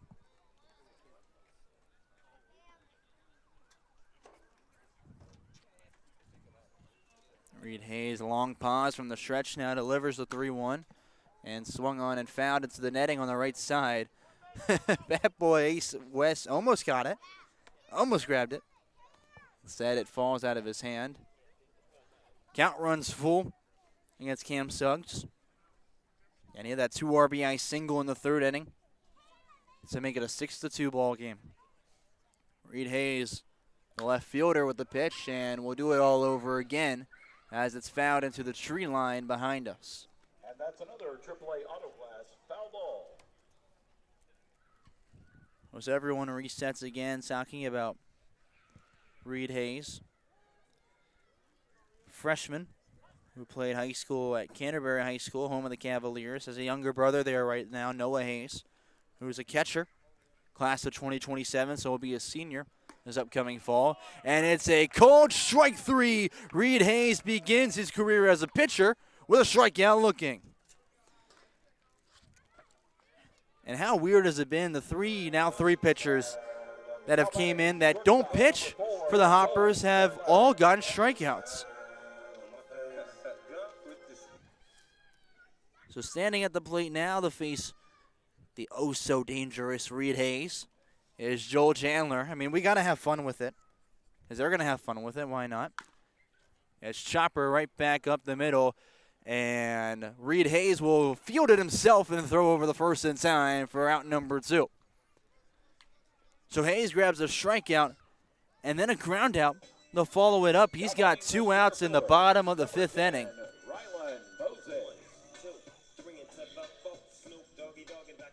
Now he has to face the top of the lineup with Rylan Moses coming up for the 4th time today. He's reached on a walk and a single, and then popped out to the second baseman, Caden Slaughter, back in the 3rd inning. First pitch of the at-bat from Hayes. Paints the corner like Greg Maddox for strike 1. I mean, that one could not have been any further low or outside for a strike. Deep breath, now the 0-1 comes in, and that one is too far outside. Leaves the count at 1-1. You know, while Reed Hayes, again, isn't a pitcher, he's played as a left fielder every time for The Hoppers were coming out of high school. He was ranked the number 9 outfielder in the state of Indiana according to the Perfect Games. He gets a swing and miss against Moses. Counts now 1-2. Yeah, top 10 outfielder in the state from Canterbury High School. According to the Perfect Games, he's made some really good plays so far and has a lot of range out there in the outfield.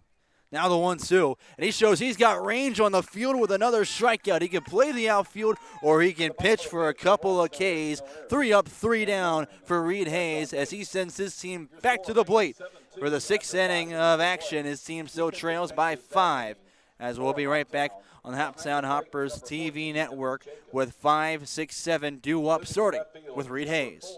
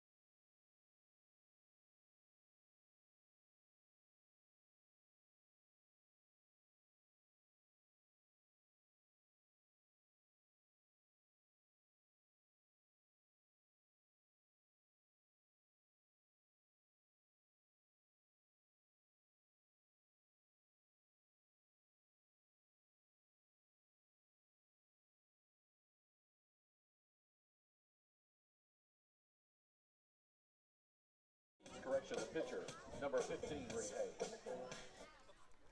Now on the top of the 6th inning, after Reed Hayes went 2 up, 2 down with a pair of strikeouts, he will begin the inning at the plate, seeing if he can do it on both ends as he awaits the first pitch from Pika. He swings and hacks at it, and if he connected, probably would have been down the line. Instead, it's a swing and miss for strike 1.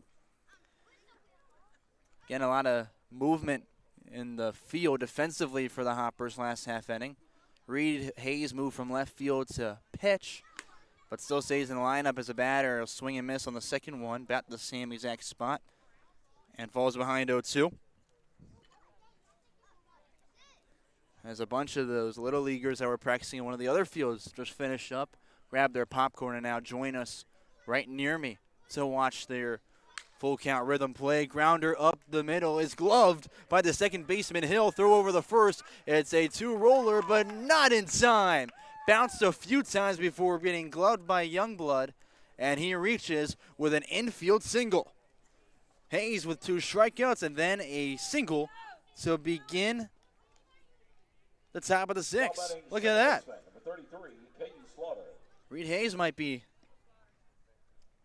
in contention for player of the game right now, as that's his 2nd single on the day. He's now 2 for 3 on the day. He brings up his teammate Caden Slaughter, the second baseman, with Cade Wall on deck. Picasso on the mound. The lefty delivers to the right-handed batter. It's right down Broadway for strike 1. Of course, not too far right now from one of the major Broadways down in Asheville, Tennessee, where there is a plethora of action every single night. The 0-1 pitch is fouled off above my head into the netting for strike 2.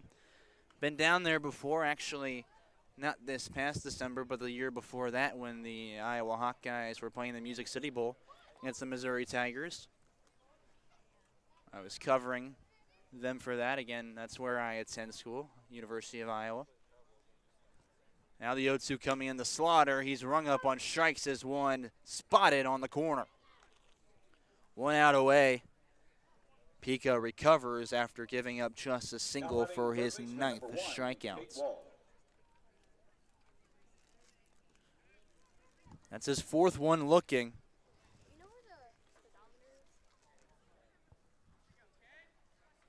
As now at the plate is Cade Wall. Throw over the first, not in time.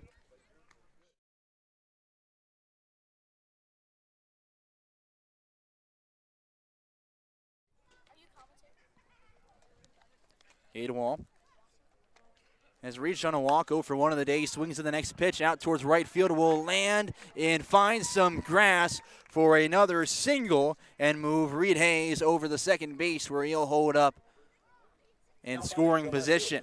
Number 4, Easton. Now 2-1 for Easton Beatty coming to the plate, which again confirms what I said a half inning ago.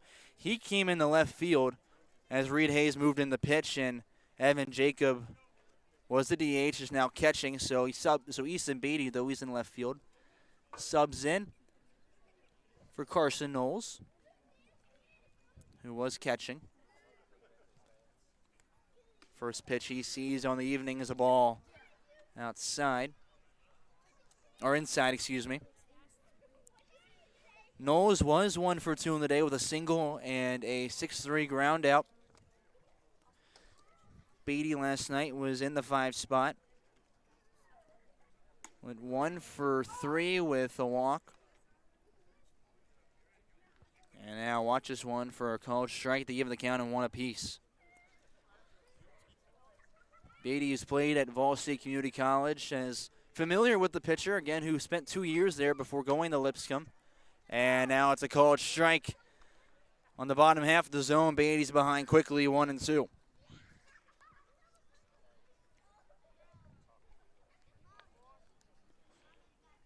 And I think that's the most common school in this league, Vol State Community College. There's been meetups every single night for the Hoppers with opposing teams, with spring teammates. As there's the curveball that bounces in front of the plate, evens the count at 2 apiece.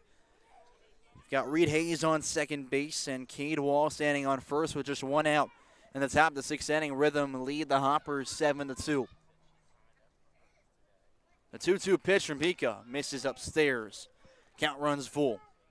On deck will be Alex McGuire, who's struck out twice today. Looking to avoid the third. Still Beatty at the plate, though. Shortstop Joel Chandler is pinched in, ready for the double play. And holding on to Reed Hayes at second base. No throw over. Instead, a pitch to the plate. Beatty swings through it and will strike out in his first appearance of the night. It's 10 Ks now, double digits against the Hoppers. That is the most in their 5 games so far. Now batting center fielder, number 22, Alex McGuire. They've delivered more than that. They delivered 11 2 nights ago from their pitching staff, but have not struck out of the plate this much. 2 outs now. At the plate is Alex McGuire. First pitch, a level 2 high upstairs for ball 1. And McGuire, the U.S. Sports University, who had a .430 on base percentage. Next pitch called strike on the inside half. Evens the count 1-1. He was not pleased with that one, didn't agree, but instead will now still step in. Awaiting the even count pitch with runners on first and second and 2 outs. Again, McGuire does have 2 strikeouts, 1 looking, 1 swinging. As Pika, a long pause before delivering. And that one misses over the shoelaces of McGuire. 2 balls, 1 strike. Pika's been giving a strong look over at Reed Hayes on second base. He's got a comfortable lead, and there's a step over move as he'll softly throw it to second base. Reed Hayes was back with about an easy 5-second count in between him sliding and touching the bag and the throw finally getting there. Pika working from the stretch a little bit quicker this time. The 2-1 pitch, and McGuire got a piece of it, but it's fouled off on the right side. It went underneath his bat. Count is 2 balls, 2 strikes, and Deuces Wild with 2 outs here in the top of the 6th inning. Runners still on first and second, and the Hoppers, they've scored 2, but that was both back in the 2nd inning. They've been stagnant since. Pika looks over the second. He's in the stretch. Now the leg kick to the plate, and he fools him, and McGuire has a hat trick of strikeouts. It's the 11th of the day for Pika to end the 6th inning of work. In the top of the 6th, Rhythm still leads 7-2 as we head to the bottom half of the inning. We'll be right back with more Hoppers baseball Hoptown TV network. Don't go anywhere.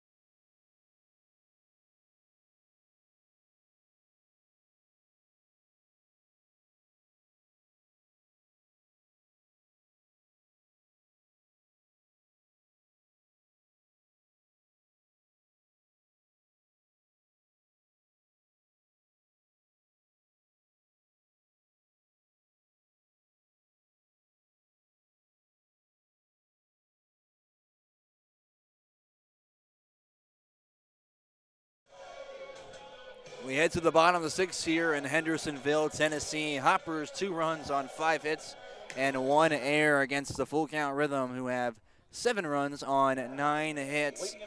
And they have a 2-0 record. They've been rained out twice. They were trailing the Chiefs, but could very easily be 4-0 right now as well. They look to give the Hoppers their first loss of the season in their second road game. After just a half inning ago, Caleb Pika delivered 3 strikeouts to get out of the top half of the 6th. Reed Hayes still out there on the mound. His first pitch is a check swing over to the right side, fouled for strike 1. Kason Youngblood at the plate.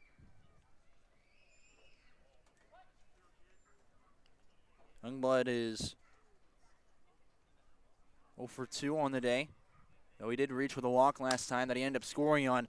Broken bat swing, a sliding stop by the second baseman Slaughter. Throw the first is not in time. Youngblood reaches with an infield single. Good stop from Slaughter as that was deep in the hole. Got over there and made the throw, and I guess Youngblood beat it by about half a step. So he's on safely after 100% breaking his bat on the swing. Nathan Rowland approaches the plate for the Rhythm. And you look at the last inning, it was 3 up, 3 down against the Rhythm, and Reed Hayes' first inning of work as a pitcher in college baseball. He delivered 2 strikeouts and a ground out that went right back to him, and he threw out Joel Chandler running the first base. Runner on first, no outs in the bottom of the 6th. And that one too far outside, ball 1 against Rowland. Rowland 0 for 3 on the day. Flyouts in right field, a 6-3 ground out, and a line drive caught by Alex McGuire diving head first. Here's the 1-0, and it's right down the middle for strike 1. Couldn't get better than that. And for Reed Hayes' sake, I kind of hope he doesn't. Otherwise, we might be kissing that baseball goodbye. The 1-1 coming in now, as it is too low and outside. Rowland's ahead of the count 2-0. Rowland at Mercer, majoring in business management, minoring in marketing from Ackworth, Georgia. 2-1 pitch is a called strike on the inside corner. 2 balls, 2 strikes with a runner on first. No outs in the bottom of the 6th. Score is still 7-2 after the Hoppers scored 2 in the second and have been shut out since. The righty-on-righty matchup. Hayes, set from the mound, delivers the pitch and grabs the Mercer player with another strikeout. Swinging and missing, it's the 3rd K for Reed Hayes. Now batting, the designated hitter, number 19, Hudson. one away with still a runner on first base, that being Kason Youngblood. Hudson Separulo now steps up to face Hayes for the first time today. This guy had a staggering home run to right center field. One of the deeper parts of this entire place. It's pretty even, 320 down the line, 345 in the gap, as there's a called strike. Start Separulo's at bat. And just a little over 400 the dead center field. It was that home run, probably every bit of 390. 0-1 pitch from Hayes, goes with a curve that bounces away from Evan Jacob. He quickly corrals it as Youngblood will hold and stay at first. Counts 1-1 with still one out. Separulo outside of that home run was a ground out and then a single back in the fourth. Next pitch touches a few inches too far outside as it counts now 2-1.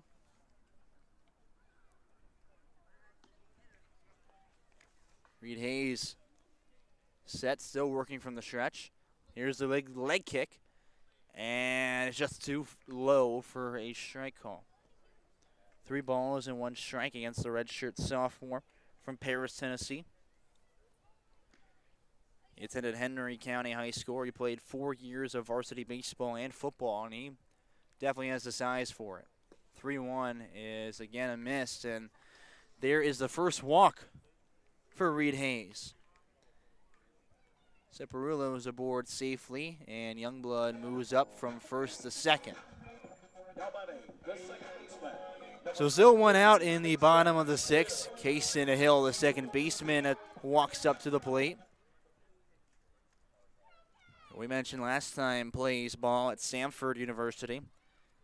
He's a two-way guy, an outfielder as well as a right-handed pitcher there, but he's playing the infield today for the Rhythm. The first pitch of the at-bat against Reed Hayes is too far inside for ball 1 against the right-handed hitter. Hill did not see much time with the Bulldogs this past year in 6 at-bats.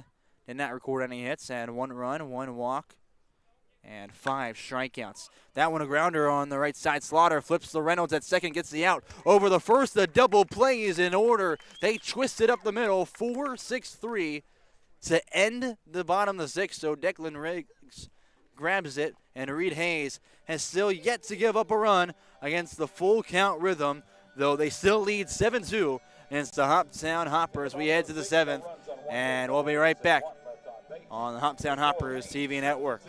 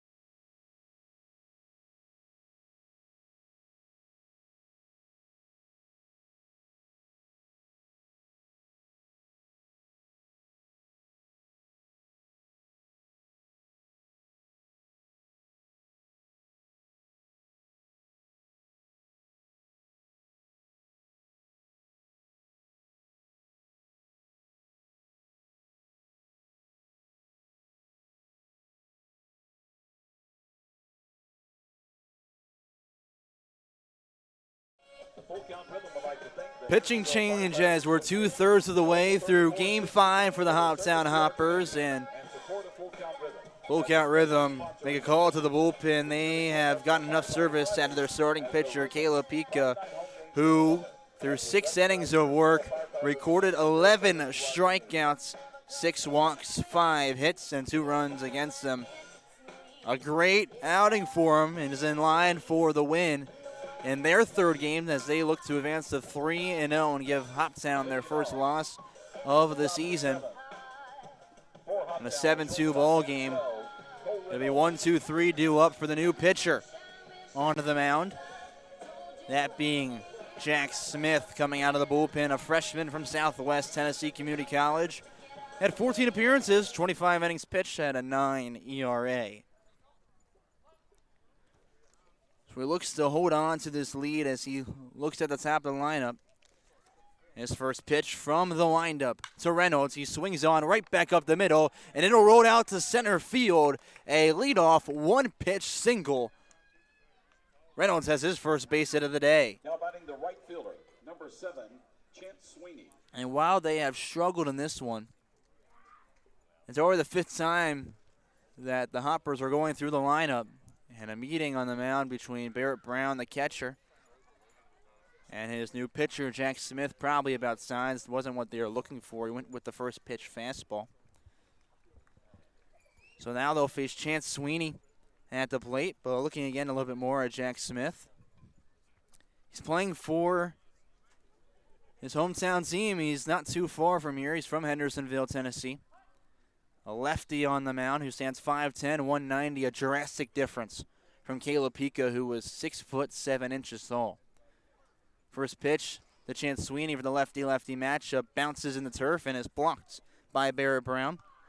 Counts 1-0 as Cole Reynolds stays put. And Reynolds had that fantastic 3-for-3 night on opening day. Has been solid at the plate since, but not able to replicate something like that, which you're not asking for. That one up the middle again, gets over the glove of Jack Smith. Throw the first is in time, so Chance Sweeney is out, but because it was a slow roller up the middle, not a chance to get the lead runner, Cole Reynolds. He'll move up a bag into scoring position, and you definitely need a run here. You don't need them all right now. You still got room to work with, but to make sure you have a chance of getting back and maybe sealing a win on the road, need a run or two here so you don't need to buy them all last minute. A swing and fouled on the right side. It's Evan Jacob at the plate right now. He starts with an 0-1 count.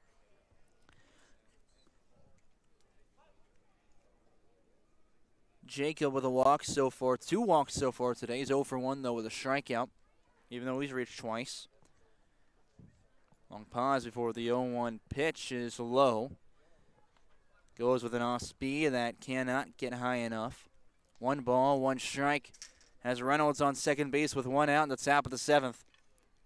Score still stands 7-2 where it was a couple of innings ago. Next one fouled off out of play. Counts 1-2 against Jacob. On deck is Declan Riggs with Reed Hayes in the hole, who is now pitching, obviously. Long pause, the lefty delivers to the plate, and Jacob leaves it outside. Curveball can't find the zone. 2 balls, 2 strikes. Again, if you're just now joining us, Hoppers scored 2 runs in the second inning. They took a 2-0 lead and then gave up 4 in the bottom half of the inning. 2 runs came across in the third, and 1 after that. Pitch is low for a ball. Runner Cole Reynolds takes it off for a second. The third slides in safely with a stolen base. Count runs full on Jacob, and he's got an RBI waiting for him 90 feet away. That's the 3rd stolen bag today for the Hoppers. Second one from Cole Reynolds. Jack Smith, the lefty, long look in, and now accepts the sign. Jacob ready in the box. The pitch now to the plate. And we'll do the full count all over again. That is fouled into the trees up the right side.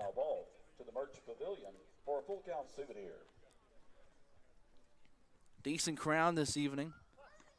A decent setup here in Hendersonville. You got a couple food trucks in for this game. 3-2 swing and miss. It is caught by Barrett Brown, and that'll do it for the at-bat. First strikeout for Jack Smith. That one's swinging, and that's strikeout number 12 of the day against the Hoppers. Declan Riggs comes up to the plate, again with a runner on third. First pitch he sees is a ball low. Now 2 outs in the inning, though. So you got to put something in play to bring him in, or pass ball, wild pitch would work as well. Smith now from the windup delivers. Riggs leaves it at the knees for strike 1. Riggs on the day. 0 for 2 with a walk. It was a strikeout in the first inning, a pump out in the 5th, and that walk back in the 3rd inning. The 1-1. And that one about the same spot, but misses. Got to assume just about a hair low. Counts now 2-1. Smith delivers to the plate. Riggs over to the right side, stays fair. And Youngblood, the first baseman, will grab it, flip it to Smith, who's covering first, and that'll do it. They had a run. Standing on third base, he cannot come across and score. The Hoppers have still yet to score since the 2nd inning. They trail 7-2, as we'll be right back with the bottom of the 7th. It's stretch time. Don't go anywhere. We'll see if the Hoppers can make a comeback when we return.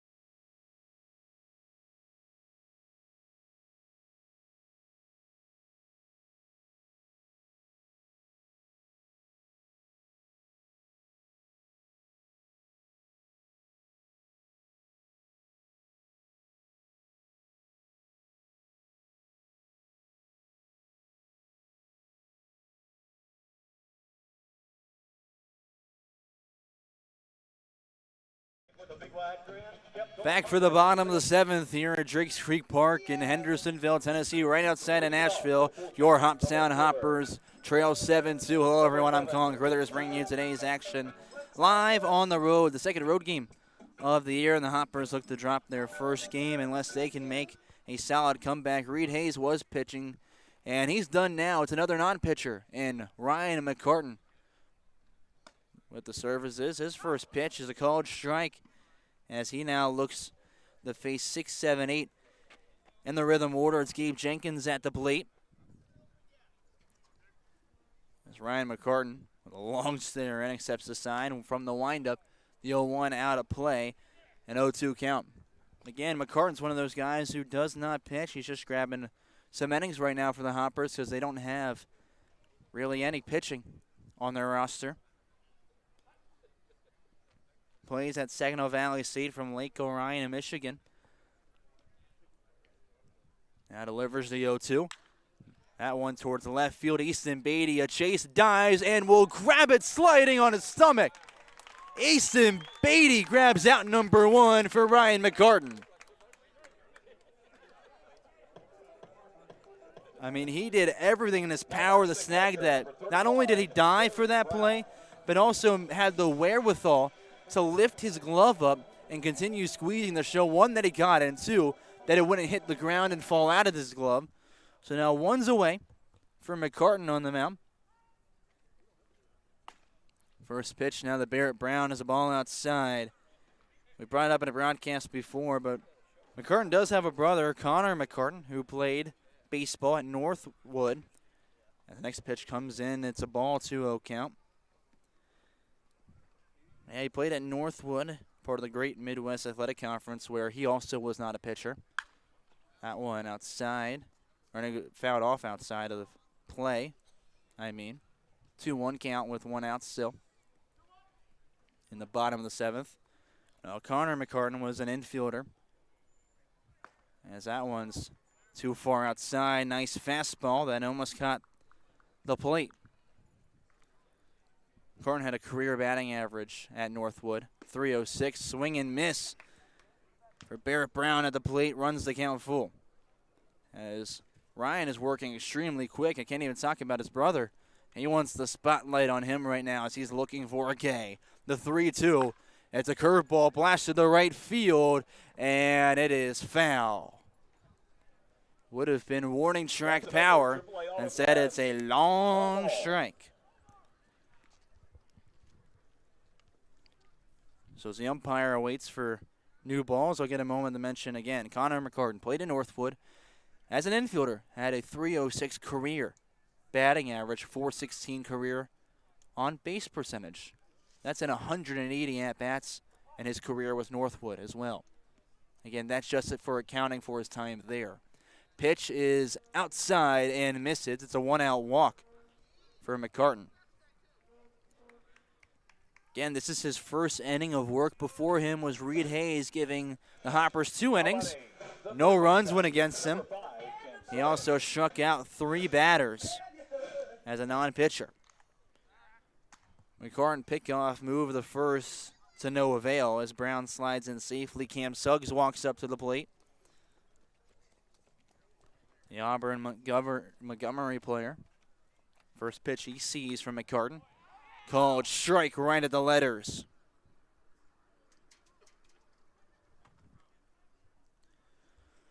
From Greenbrier, Tennessee, the infielder stands at 6'3", 205 in the right-handed box. Facing the righty, McCartan, who throws a fastball low for a 1-1 count. Some moans and groans from the Hoptown Hoppers dugout. They thought that one caught the bottom half of the zone.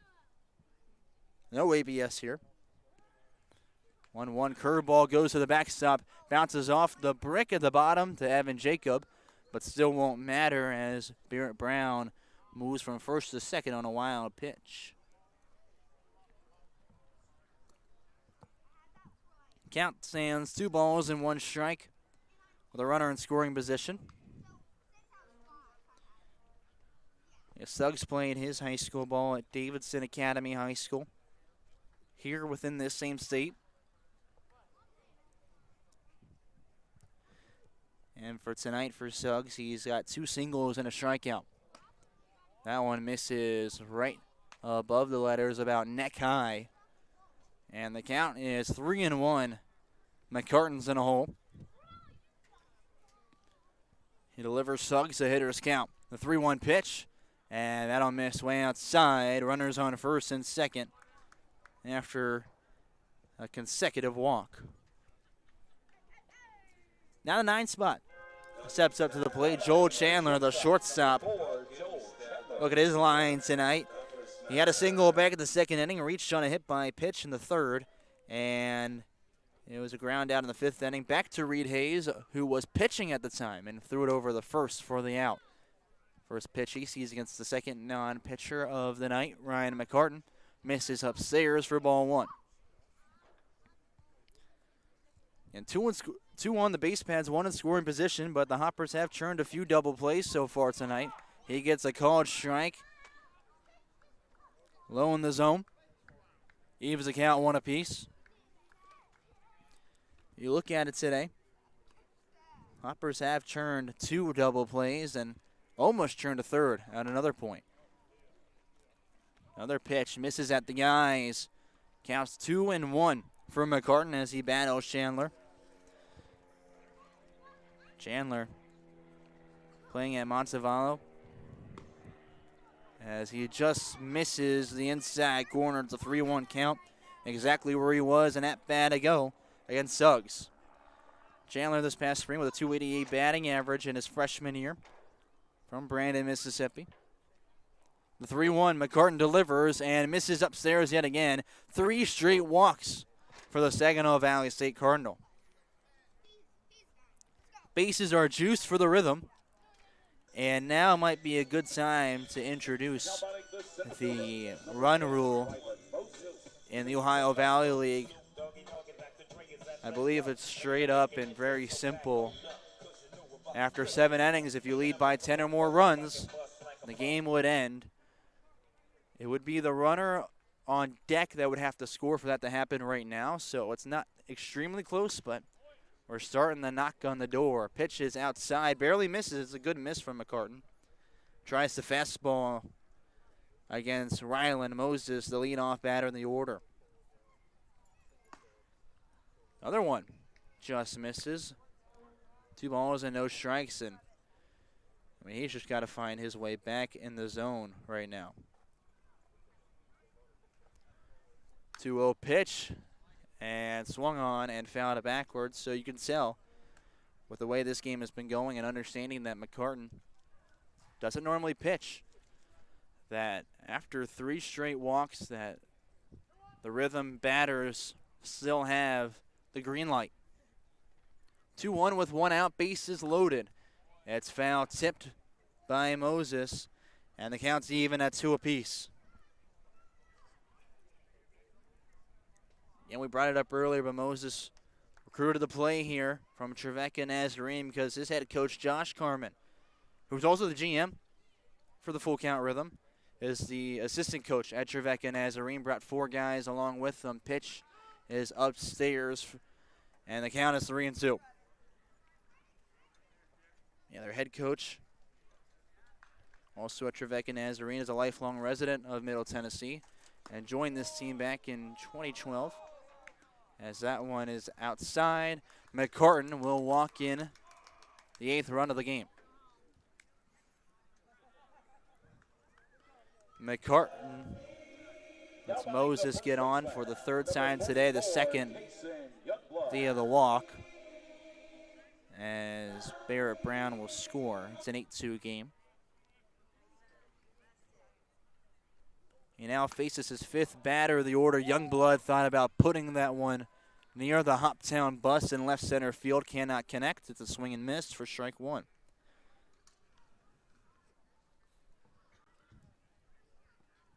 McCartan the next one, and it gets off the front shoulder of Youngblood. A hit by pitch, the 2nd of the night for the Hoptown pitching staff, and that brings in another run. 9-2 is the score. Cam Suggs comes in the score. Joel Chandler stands on 3rd. Ryan Moses on 2nd. And Youngblood on 1st. That brings up the 3 spot, Nathan Rowland.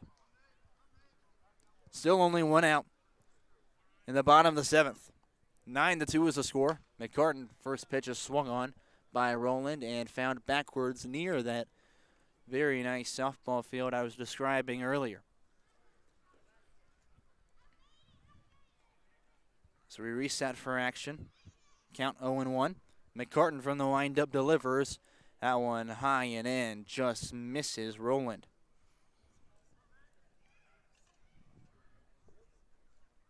Again, in that SoCon conference tournament, they lost to Citadel twice. And now it's another hit by pitch, and that one did not feel good. It's a fastball that got him square in the back, and doesn't feel good in the moment. He'll be able to shake it off soon, but that is now 10-2.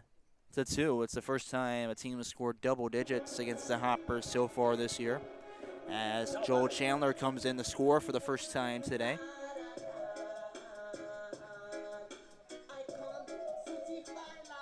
And Chris Benny comes out to make a pitching change for the Hoppers. And Ryan McCartan shrugs a little bit, says, you know what? It is what it is, not my thing. It just ran on the outside. Pitch release off the fingertips early, and that will do it for my day here. Coming in the pitch will be, again, the right fielder, Chance Sweeney. We'll give you the details on him. You can probably guess it, a non-pitcher, when we return.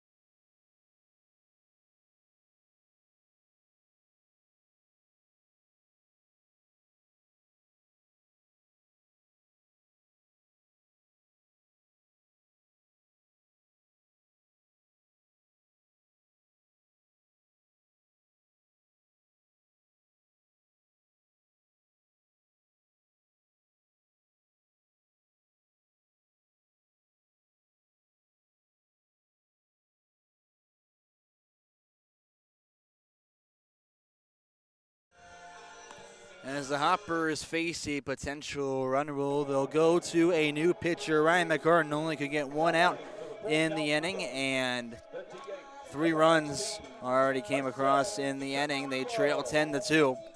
Chance Sweeney comes in from right field to pitch. And again, you've guessed it. He does not typically pitch. He is an outfielder at Auburn University at Montgomery, home of the Warhawks. They play in the Gulf South Conference, where the batter now Hudson Ciparulo actually transferred out him. As first pitch he sees a called strike at the knees. Sweeney with 4, 5, 6 to do up. But again, Ciparulo transferred out of the Gulf South Conference after being a 2-time freshman of the week there with Union. Next one, back-to-back strikes, and Sweeney's ahead 0-2. Sweeney, who played ball at Logan County High School and now playing in the Gulf South Conference, just finished up his sophomore year, stands 6'2", and 190 as a righty on the mound. The 0-2 goes with a curve and gets him chasing at one in the turf. It's 3 pitches for a strikeout to begin the day for Sweeney. Now batting for the full count, the second baseman, number 23, Benson. Great start there. And now the 9th batter in the inning comes up to the plate with 2 outs and bases still loaded for the Rhythm. Kaysen Hill, the second baseman, as Sweeney from the windup delivers, goes back to off speed and throws his first ball of the day. That runner on second comes in. This one should be over, as it would be a 10-run lead. That one ripped down the left field line, and Rylan Moses, who stands on third, just barely jumped out of the way, which is great to see, as that one would have been a stinger. Count is 1-1. The Warhawk on the mound delivers from the right side of the rubber, gets one flying out towards center field, and Alex McGuire camped underneath it. Will grab it for out number 1. Sweeney sees 2 and grabs them both out with a strikeout and a fly out, but the Rhythm have 3 come across on some walks and some hit by pitches. No hits in the inning, as the Rhythm lead by 8. We head to the top of the 8th inning, and we'll be right back with more Hoppers baseball in a moment.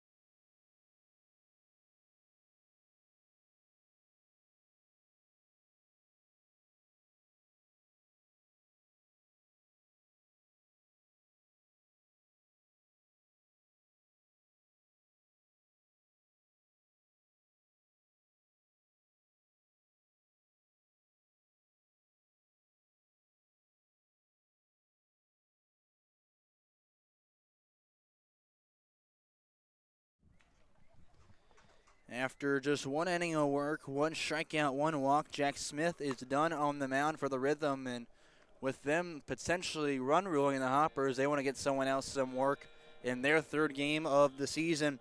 It's Trent Miller coming out to serve the pitching duties for full count and a 10-2 lead for the home ball club. Trent Miller, who plays baseball at, and if I could give you $1 million to guess what school it is, even though I obviously can't, I probably only have $5 in my bank account. But if I could, you could 100% get it. It's Vol State Community College, a school that we say repeatedly, who this past season in 13 appearances and 20 innings pitched, recorded 11.25 ERA and a 2.45 WHIP. The righty on the mound faces Ryan McCartan. His first pitch misses for a ball. McCartan at the plate.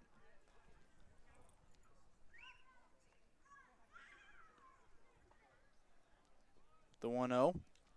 Skips up and away, a 2-0 count. As McCartan's first at-bat, he's hitting in place of Reed Hayes, who he came in to pitch for, and only recorded 1 out. He's ahead 2-0. As the 6'4", 230-pound righty delivers to the plate, it's a fastball screaming into the zone for strike 1. Got a lot of uptick with the velo there. Didn't try aiming as much, just went around and fired. 2 balls, 2 strikes. Miller to the plate. Fastball paints the same exact spot for strike 2. Counts even at 2 apiece. And Miller, a redshirt sophomore at Vol State Community College, works through the windup and delivers the pitch. Goes to the off speed that skips into turf for ball 3. Got McCartan in the full count. Did not play in yesterday's game either. Played in right field previously. Full count. McCartan thought about going around, holds up, and is frozen for strike 3. He thought he was walked. Instead, would return back to the dugout. It's another strikeout against the Hoppers. That one looking. 1 out away to begin the 8th inning for Miller as he now faces Caden Slaughter at the plate. 1 for 3 with a single in the second, and then back-to-back strikeouts, 1 swinging, and then the last one looking. First pitch is a ball low. On the first 2 at-bats, Miller will start with first pitch balls. Works through the windup again against Slaughter. And it's a fastball for strike one. That thing's probably dancing around 90 miles per hour. Brought it earlier that Slaughter was doing his pregame ritual once again. Paid off to start the game. Hasn't made a difference yet at the plate, though he's looked really good in the field. Next pitch misses high for ball two. 2-1 is the count. But he's had a good game defensively, excuse me. Helped twist a few up the middle for a double play. 2-1 to the plate for Miller, and Slaughter went after it, just can't catch up to a decent swing, and he misses. Counts 2-2. Trent Miller, who apparently some people call him T. Millie. I don't think I'm going to be doing that, to be honest with you. Pitch comes in, goes with a curve that breaks way too early. And the count is full yet again, just like it was against McCartan. Yeah, we'll keep T. Millie for, I guess, his close friends, and I'll just call him Trent Miller because that seems a lot more comfortable, honestly. Slaughter stays alive after putting one out of play on the right side. We'll do the full count over.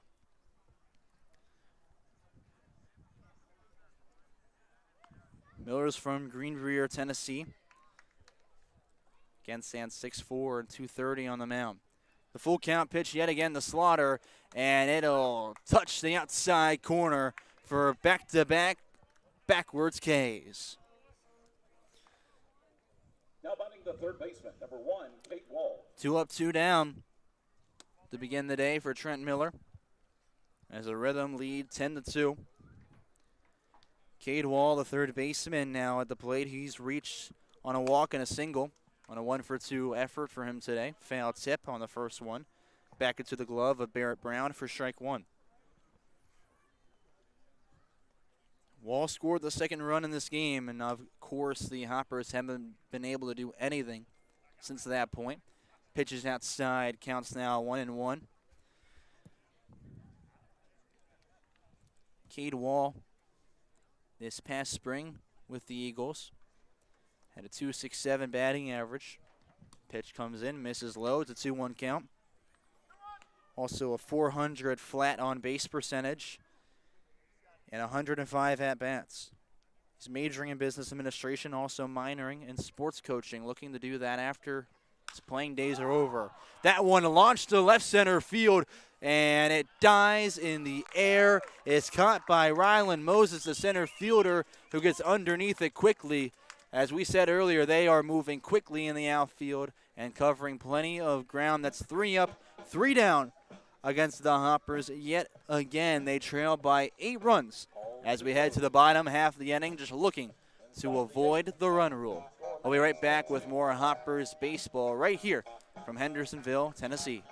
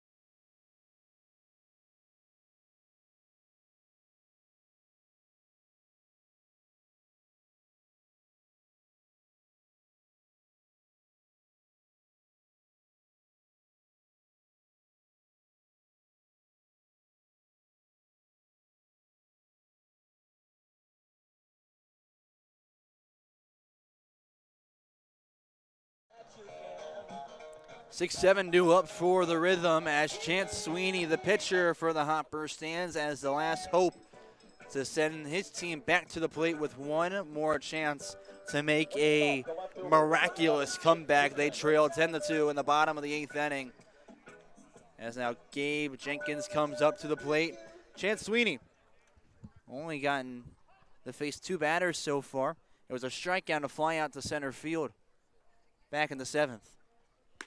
First pitch against Jenkins, a called strike as it touches the corner. Jenkins, the fifth time up at the plate today, is 1 for 4 with a single back of the 3rd inning. Next pitch falls too far outside, even as the count 1-1. Sweeney, a typical outfielder, does not pitch during the spring season with Auburn Montgomery, as he now accepts the sign and goes through the windup, delivering the 1-1, and it is a called strike right at the letters. I was about to say, slightly delayed call.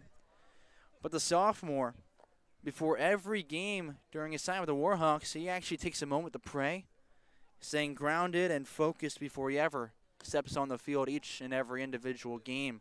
Next pitch misses low. You see it here as well. In his time, I was looking at him before the game. He took a moment to himself and, made sure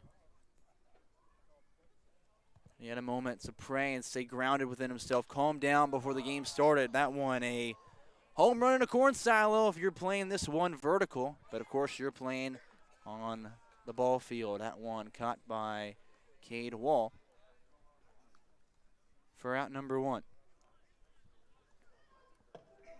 Now batting the catcher, number 31, Barrett Brown. One away as Barrett Brown, the high school graduate, comes up to the plate. The only switch hitter that we've seen actually so far for any team. First pitch he now sees from Chance Sweeney. He goes after the first pitch out towards right center field. McGuire takes a few steps over his left shoulder and now is behind it and grabs it for out number 2. Back-to-back pitches, and Sweeney gets back-to-back outs. He's retired 4 consecutive rhythm players. 2 of them have been flyouts to McGuire in center, one being that pop-out that was caught in the infield, and then he had a strikeout to begin the day against Hudson Separulo. He now faces the 8th batter in the order, Cam Suggs, the 3rd baseman. He's 2 for 3 on the day with 2 singles. He also reached on a walk his last time up. First pitch, a changeup for a strike. That walk against Ryan McCartan an inning ago. He ended up coming around and scoring as well. 1 of 3 that inning. That was walked in / hit by pitch in.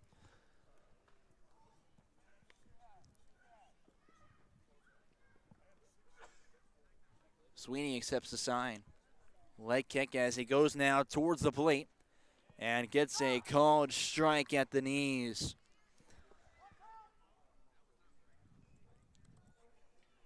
Suggs, his teammate actually at Auburn Montgomery, so he's been smiling at him a little bit before delivering the first pitch and misses one, low and away. But yeah, this is a teammate battle right here between 2 Warhawks. 2-2 now coming in, as that one is a broken bat swing over the Cole Reynolds. Quickly throw over the Declan Riggs, who makes the stretch and grab, and Sweeney retires 5 consecutive rhythm hitters. He beats his former teammate. They smile at each other on his way into the dugout, and the Hoppers have 3 outs to try to make what could be the craziest comeback I have ever witnessed. They trail by 8 runs as they look to maintain an undefeated record here on the Hoptown Hoppers TV network.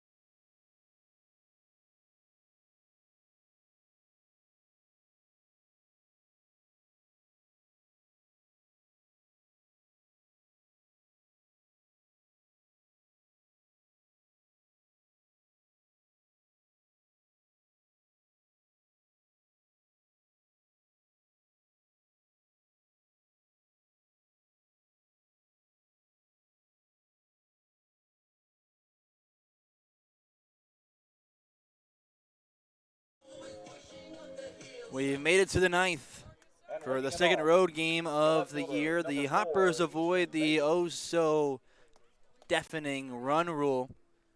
They still trail by 8 runs, though, as Easton Beatty walks up to begin the ninth inning.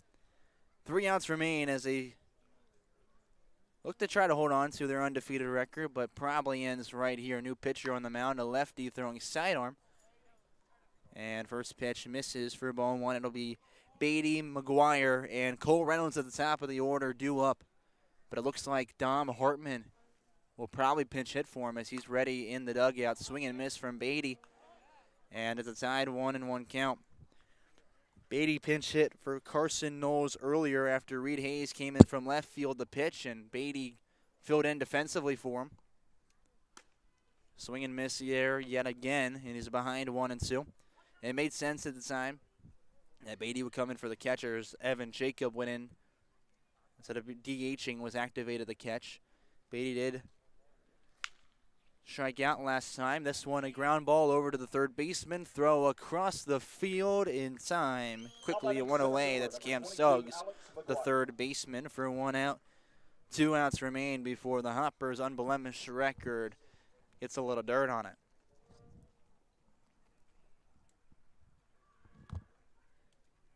Five-3 ground out leads to Alex McGuire, who's got a hat trick of strikeouts tonight.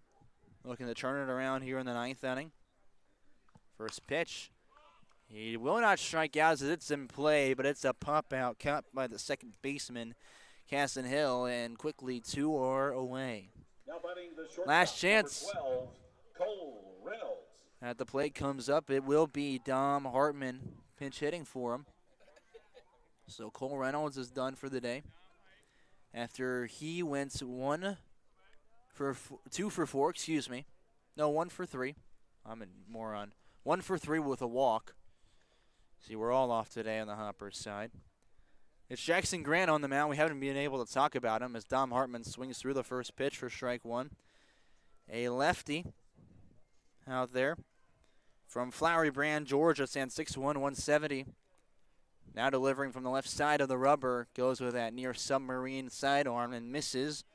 Counts 1-1 with a fastball. Jackson Grant finishing up his freshman year at Erskine College. And now battling the U.S. Sports University Eagle Dom Hartman with a 1-1 count. Swings through it, and it's 1-2.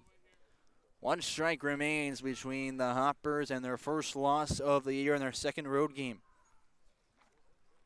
Hartman in yesterday's game had just 1 single as he went 1 for 5. Grant steps off the back side of the rubber and asks to go through the sides again with catcher Barrett Brown. Here's the pitch to Hartman. The 1-2 goes with the curve and still hangs above the strike zone. Count runs 2-2. Grant to the plate. Hartman leaves it inside for ball 3. On deck is Chance Sweeney.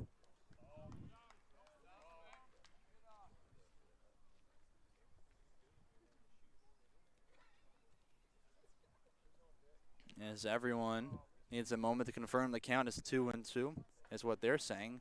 I'm telling you, though, it's 3-2, and they just, they figured that out after a minute. And now finally someone comes and grabs the ball that was thrown to the backstop. Counts full against Dom Hartman. With Sweeney on deck, who was just pitching for the Hoppers. Grant back to the plate. And Hartman swings through it, cannot connect. That'll do it for the evening. Grant goes 3 up, 3 down. And the Hoppers strike out for the 15th time tonight.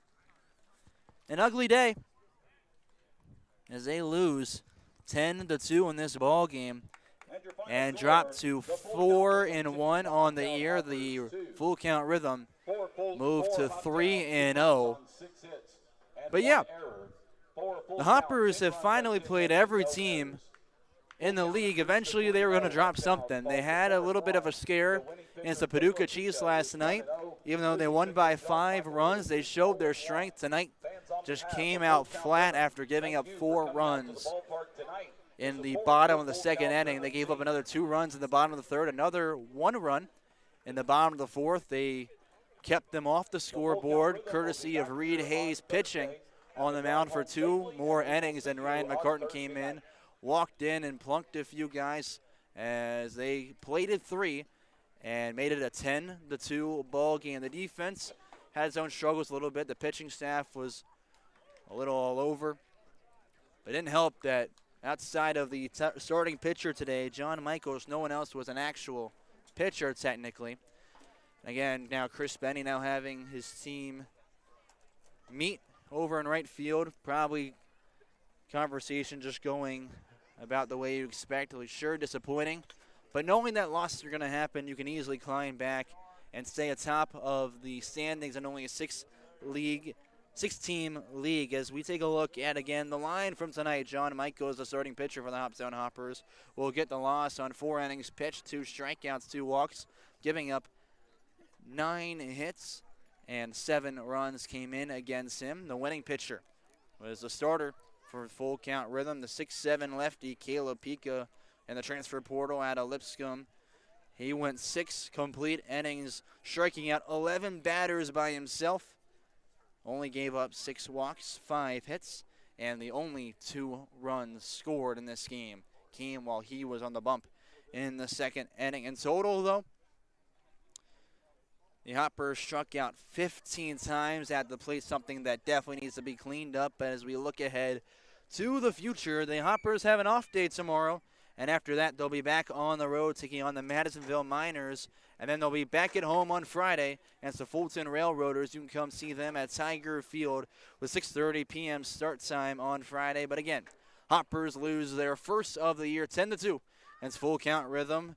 On behalf of everyone with the Hoptown Hoppers organization, I'm Colin Crothers wishing you a great rest of your night. We'll see you again right here on the YouTube stream on Thursday.